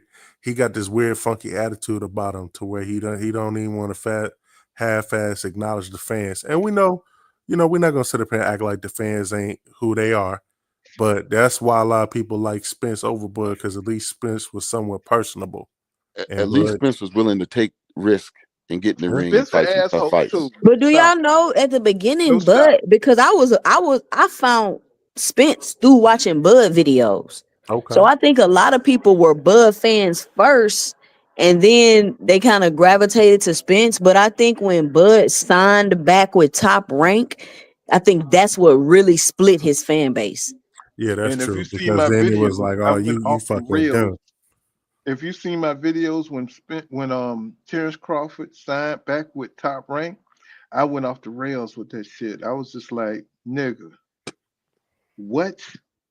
Are you serious? You gonna stay on the plantation? He's gonna sit back and get that Spence fight at the end. And he knew that Top Rank had no welterweights. The same thing that Shakur Stevenson is doing, going to Matchroom, knowing that they don't got no 35 pounders. But the problem was, I was like, I saw the skills of Bud Crawford. I've been watching him for a while, but I saw his skills. I knew this was going to be the fight of the century. I knew it was. And I 2017 said, okay, Spence versus 2023 Bud. Yeah, that would be the fight of the century. Bud Crawford messed that fight up, y'all. They messed the fight up because he had a real good chance to get that fight in 22. Well, he told y'all, Bud told y'all in the hallway what his plan was when he said, and when I fight you, they gonna say you stayed at the weight too long. Remember, he told them all his whole plan. That was the plan. Mm-hmm. Yep, that was the plan. And Spence was stupid enough to follow it. But Texans are stupid. Texans, I ain't gonna say I'm a Floridian, but my wife's a Texan. But let me stop because my wife you might want to stop. I ain't gonna say nothing crazy. Yeah, I'd be fucked up. Oh my God. Yeah, but Texans got a, what was that nigga name with the coon hat? These niggas are they different, man. Yeah, David Crockett. They prideful down this motherfucker, bro. They really are. And it's just the women, the men, they just Jamel Charlo, you gotta beat their ass, bro. It's you just gotta do it. They got a Texan culture here. They got a Texan culture here, and it extends. It's just a bravado that they have here, and you got to beat them. You got to beat them. They're gonna come and confront you. I said, man, I've never seen this before. Not out of Georgia. Go ahead. They don't get down like that in Georgia. Hell no. Not like that. Not like the Texans. Texans got that bravado. Like it's so cheesemo. It's so in your face. Florida is crazy. They got the Roy Jones and Antonio Tolver. They're crazy. They're just gonna take risks. You're gonna have to beat their ass because they're gonna go for it. California with the Oscar De La Hoya, it's just a different vibe. Coming from, you got a lot of Mexicans that come out of Texas. It's a culture, man. It really is. Look at Virgil Ortiz. I didn't think Virgil Ortiz had what he had to make it at 154. I'm just going to keep it real. I just thought he was just going through too much health problems. Um, but he came out strong as a motherfucker, bro. He came out banging. I was like, this dude here. I thought David Benavidez is my favorite fighter right now, just because of the challenges he's taking and the way he's going in the ring towards boxing. But when I seen Virgil Ortiz, I was like, oh my god, this nigga, wow, man, he is coming out hard. That's the shit that I love to see. That's what I want to see in Virgil Ortiz. Just fighting the top guys in his division. I said, man, I didn't think he had that in him. So when you talk about Texas, Texas is tough. It's tough. Um, ever since I've been down here for the last 6, 7 years, what I'm saying, I've been impressed. Spence, I don't know what happened. There's something personal that happened with him. I don't know, car accident, whatever it is. Something that set him back. Jamel, they had it going, man. It's just life happens to these fighters. They're not comic book superheroes. They're human. And whether you have a breakup, whether what you just don't know what's going on. But you got to be fully focused. Even with Tyson, when he met Robin Givens, he changed.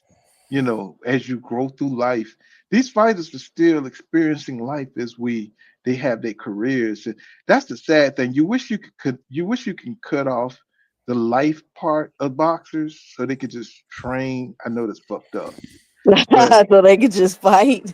yeah, you know what I'm saying? So they don't experience no personal shit. You know Keep what them I'm saying? trapped on some type of campus or somewhere they can't leave. Right. You know what I'm saying? Like Dragon Ball Z, nigga just go in the hyperbolic chamber and train, nigga, and fight. Come out only when you need to fight, nigga. But they experience life, man. And that's the thing. They only human, they get on different things, and it just totally suck, that they have to experience, regular things in life, that we all experience. And they're affected. They have emotions, they have thoughts, and they have to react to that shit, they're not the, let me stop. They're not the cream of the crop when it comes to, planning their lives out and all that kind of stuff. But I think What Heyman got them boys pretty set though. All them over there seem pretty set. The Charlo brothers, Spence, the ones that listen to Heyman, They they had set. they had the big fight though too. They got their apex fight. They got the fight that's gonna set them for life, and that's a beautiful thing. Yeah, that's true. Because so many of the old fighters, died penniless and broke. But you But know they why? But you know why, Paul? Because they was out there fighting for them belts. They wasn't worried about their business. That's why the fighters Yep. today are how they are, because you got promotional companies worried about their money. You got the sanctioning bodies worried about their money. You got the managers worried about their money. Like, what the fighter ain't supposed to be worried about his money? Right. And that's what give me pause from like really going nuclear, because I know you're saying it's true. What you're saying is so true. Not one of us is going to go do a memorial for Hagler. Not one of us is going to do a memorial for anybody who gave us the top fights. But that's something to be said about that. People that gave us some of the greatest moments in history. Terry Norris, some of the top names that were at the elite of the top of the division. You know what I'm saying? You don't even talk about them anymore. What was the dude that fought Roy Jones Jr. Tony? We don't talk about these guys anymore. Once they pass their prime and their usefulness, it is what it is. It's like we just want you to reach the pinnacle and get the hell on. So I understand when Spence and people like this look at the sports the way they do, but at the same time, it's like, God damn, bro, can you just reach your pinnacle? Can you reach the best that you got, and that's just too much to ask for nowadays. I think What's Spence did it all. I think the only thing I could say as a fan of Spence is that he didn't fight Thurman. Mario fucking Thomas. Somebody got a mute. What he do? Yeah, yeah. Let me Somebody see. got a mute. Is it me? No, it ain't me. I'm on mute. Yeah. Think about it, Paul. What he was a draw.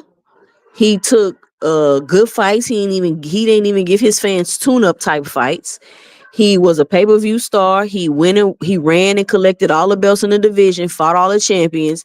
And the only person you could possibly fight he didn't give you was probably Keith Thurman. He's the last to me of that caliber and type of fighter that's going to be able to check the boxes for all of those things. You're right. Like I said, the throwback, the person that's trying to do it the right way is the incorrect way to do it nowadays, because you're not going to last. And Floyd warned him. I've said that earlier in this broadcast. He warned him that you're not going to last fighting all the top guys, and Floyd is pretty much a pussy punk ass nigga for doing that. He was telling them, you're not going to last fighting the best guys. It's just not going to happen. You got to be more strategic. And that's what Floyd was telling them. So then if he's saying that, so then was Roy Jones Jr. wrong then? Because Floyd ain't had no choice during his period, during the time he was coming up. Floyd ain't have no choice. And it's just kind of crazy how the way the universe worked, because Floyd was a crazy hybrid of a thinking athlete that also trained. He was almost like a grand master of boxing. You know what I'm saying? Like somebody who imagined himself to be greater than he was, and he worked himself out to that pinnacle. He didn't drink. He lived a fighter's lifestyle. Even when he had brittle hands, because he was so into his bag of boxing, he was able to outsmart mother. He was in better condition than the other dude. He figured out to put spies in your camp to know when you was running, all that kind of shit. I'm talking about that kind of shit, like some art of war shit. Like, he want to run more miles than you, kind of like Jordan, who was psychologically crazy. He wanted to know what your Jordan was a psychopath. Yeah, exactly. Jordan was a psychopath. I tell my husband that all the time. Y'all don't understand how crazy Paul, these athletes are. Do you consider Floyd a Hall of Famer, all-time great, or legend? I think he was a legend. Yeah, he's a legend. I think he took it I consider Floyd a legend. I think he took it to another level where, how the shit is weird, I mean, he was probably jacking off in gloves or something. I mean, Floyd is just as strategic as these other fighters. The difference is Floyd was such a good fighter that he was able to do it with higher level competition, and it was better competition for him to fight and do it with. Right. And that's that opportunity, to have your enemy or your ops, to be as highly, because Castillo was crazy good, man. You could see it. Look, now think about this. You say, Go ahead. Sorry about that, Paul, but you guys got to remember, Floyd bought out of his top rate contract and went for those higher opportunities. Guys ain't moving like that right now. Crawford didn't buy out of his top rate contract.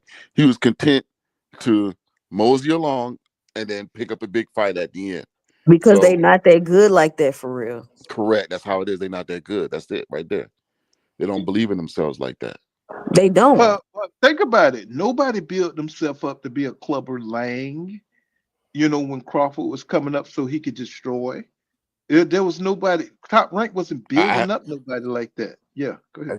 He could have moved out of Top Rank and went in 2016. He didn't have to chase. But think about it, Paul. Think about this. He didn't have to chase undisputed against those low-level guys.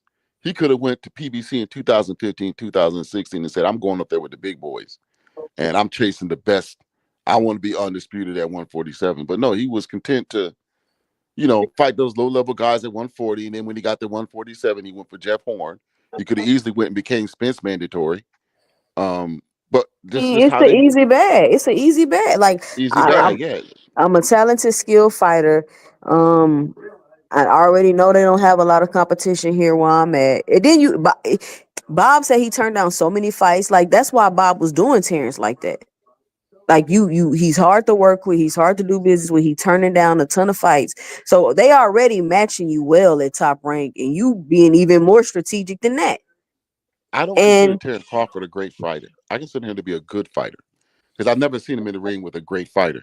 If he can yeah, beat Canelo, who I consider to be a borderline great fighter, because Canelo got some cherry picking him too. But if he can beat Canelo, then that'll put me how he beat him. I will put Bud in a you don't different you light. don't know you don't get to beat one fighter and then you're a great fighter. No, no, no, no. Correct. And you're That not don't even work like fighting Canelo in his prime or none of that, man. Just because you going up, like I get it, you going up, cool. You get credit for beating Canelo. But I'm not gonna say you just this all-time great fighter all of a sudden no. because you That's not gonna fought make him an one all-time great. person. No, I that you're disagree. gonna still be a Hall of Famer. I Beating respectfully, I Canelo. disagree. If we're talking about Crawford, I disagree. He's You think two-time beating undisputed. Canelo is gonna make him a legend or all-time great? If you take away Crawford accolades, who is he? I mean that's crazy to say. That's like saying if you take away Tom Brady's accolades, what is he? No, it's not But because Bud it's ain't not got that many football. accolades. No, it's not football. It's tons of fighters in boxing that don't have the accolades, and you know them for things. They're great for this opponent. They're great for this fight. They got these things going on. Everybody want to be like he was undisputed, but what? Terrence Crawford ain't never had no undisputed run. All he's I'm gonna be had was real. undisputed fights, and he's never even defended them. Correct. I Like Hopkins and I Hagler. agree. I agree to the extent that it's not the most like It's deepest just or accolades, hardest. bro. Yeah, but when I just look at Bud, let's take away resume and accolades for a second. When I just look at him as a fighter, that's Mm-hmm. a fighter to me that can fight in any era. I think Bud would be just fine in the 80s, the 70s, 90s, whatever you want to call it. He But would be who did just he fine. prove himself against? Ooh, I don't know about that He's game. got the skill. He's got the skill to do all because, as you can see, he's a fighter of many dimensions. And if you don't believe me, look how Canelo is acting with all the people he's bringing into his camp. He respects Crawford as a fighter. Clearly, Well, you never he wouldn't be underestimate your doing that to opponent. some random. You're supposed to respect every Respect fighter, your but opponent. I you don't care who Yeah, it is. but if this was William Skull or Jaime Munguia, he wouldn't be doing all this, man. Come on, let's be real. You don't know So, what he did for those camps. so Bro, them I guys ask you is a Exactly. mid. question. Man. Do you Like I think? know yeah, people, but don't like we Bud because of what he did to a understand certain where guy he's from coming Texas, but we got Okay, to And keep yeah, it don't a come but buck, up this here is man. with that about Spence. emotional Come on. stuff, man. Why Buff fans do that? Cut that That's a out. Bud Man, buddy. We got You look, one. know what? You know what? nah, It's actually, crazy I here. am not. I'm gonna keep it a buck. I'm not a Bud Crawford fan. I'm really not. You're a Bud Uh, buddy. I heard you what you just no, said. You I'm talked really about not. I'm really. I respect. Go ahead, but go ahead, I'm say not a what Bud you said. buddy. My favorite fighter is Boots, but I do respect Crawford. Hmm. Even though I don't like his fans because they be talking crazy, but I got to keep it a buck. Bud is a great fighter. I think he's an all time great, especially if he beat name the champions that Bud beat. Name the champions. No, it ain't about the Sean resume. Porter, Earl Hold Spence, on, hold on, Kell hold on, Brook. hold on, hold on, Dirt. Hold on, Dirt. Yeah, Humble. Just think about how you know it's like when you give a motherfucker the opportunity to go in there and fight. When I saw him fight Mandrinov in that awkward ass style and how he broke it down, I was impressed. I was impressed. You was impressed because he beat a prospect pool? No, not a I got a champ. prospect. Just what he did because he didn't knock him out. You know how Bud went in there, go in there. He actually fought somebody who was ready for him. Somebody had a full training camp, and Man, that was that Somebody that man's was first healthy. 12-round fight. think about it though. Think about it. Even with that, He had Mandrinov, no business in there with Bud I Pool. know what you're saying, but what I'm saying is look at the skill. Look at the fight. Madrimov is Look on a at the two. fight. So check it out, y'all. Check it out. Because y'all know I can't stand Bud Crawford. Y'all already know that. So don't even go there. I done broke it down too many ways. But I had to give a man respect because he's here. He preserved himself. You got to be smart in boxing, y'all. You got to See preserve that? yourself. Yep. You That's really that. do. I don't BK. agree You with got to that. look at it. Two Cents always give me a different perspective to look at things as much as I hate it. But she always give me a different perspective. you know. And I have to look at that. I said, this man has preserved himself, you know, to the end. Well, he's came out the Rumble. Oh I mean, God damn! My damn the computer reason about to the Or fall. reason didn't you could really tell fight Bud nobody. the reason you could tell Bud is a great fighter is because he's been there with multiple different styles, and there's not really one style you could say gives Bud trouble. Name the You great can't fighter state that he that. fought. Name the great fighter that, because I'm not gonna say Hagler's a great fighter and Hagler ain't fight great fighters and beat great fighters. What I great mean, fighter did Bud fight? Earl. I mean, when he fought Earl, he was top five Earl pound for was a pound. good fighter in his heyday, but when he fought Earl at that time, Earl was not a great fighter. I mean, Let's cut that out right all there. he But was. He was at the time. y'all, Earl was the He's unified fought champion, and he was none of top. the good. He's fought none of He the good fought. fighters in their prime. He's an So here, opportunist. so why don't we oh take it my to where God, boy, he I said feel he like y'all fought? trying to downgrade this man. That's No, disrespectful. so I No, feel that's like just the this. truth. So How you did Kell saying Brook? that? How did Kell Brook get ranked for his title at 147 when Kell Brook had a fight at 147 in 3 years? This dude is I mean, manufactured. y'all know how Kell Brook on boxing is. She fought Kell Brook with a coke habit and on short notice. Why is he fighting those y'all, types of guys my if he's a great computer. fighter? I don't have the cord. My If computer we about to really go out. wanted to do that, bro, we could literally go through any great fighter and cherry pick No, their bro, we're wins and not. say, We oh well, can't. Because you you fought could do him when that he with had a Hagler. cold. You fought him when his eye was messed And it up or still You could whatever. wouldn't do be that with Hagler and Leonard. as bad as what Bud be When doing. Sugar Ray fought Hagler, the reason he fought Hagler is because he saw Hagler's fight with Hagler the wasn't the only person he fought. He fought Tommy Hearns in his prime. He fought Duran in his prime twice. So that's not. Let's Okay, not Y'all, go but there with those guys. it's not Crawford's y'all, fault. His era is not as strong as listen up. them guys. No, it But was. here's It was my What you strong. He thing. want just him to chose not do? to Like fight him. manufacture great fighters to fight him? What you want him to But do? here's my thing. Who does Crawford Thurman. beat? Does he beat Prime Pacquiao? Does he beat? Actually, I'm glad you brought up Thurman. Thank you, sis. Thurman was over there with PBC, and them guys was. Y'all, I have to mute you because my damn battery about to go out and I don't have the goddamn cord. We're gonna come back tomorrow and we're gonna, we're Oh, it gonna was come back. heating up.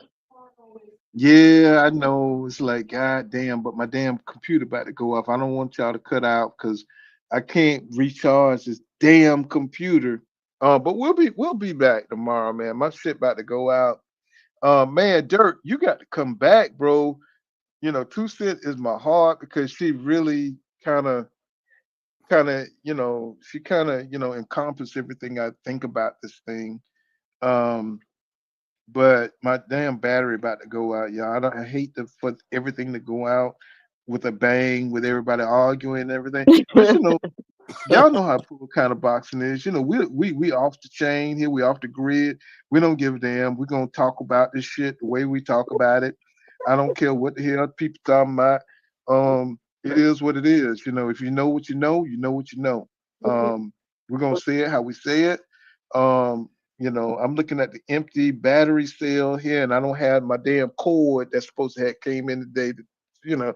Anyway, you know All what I'm right, saying? cool. I'll holler at you We're next gonna time. talk We'll about holler, yes, Paul. We'll sir. holler at you. Yes, sir. All You right, know what I'm saying? We're gonna fit it in. Yes, all sir. right. Mm, mm. Yeah, Sammy, don't have me calling out motherfuckers. You know what I'm saying? It is what it is. Don't have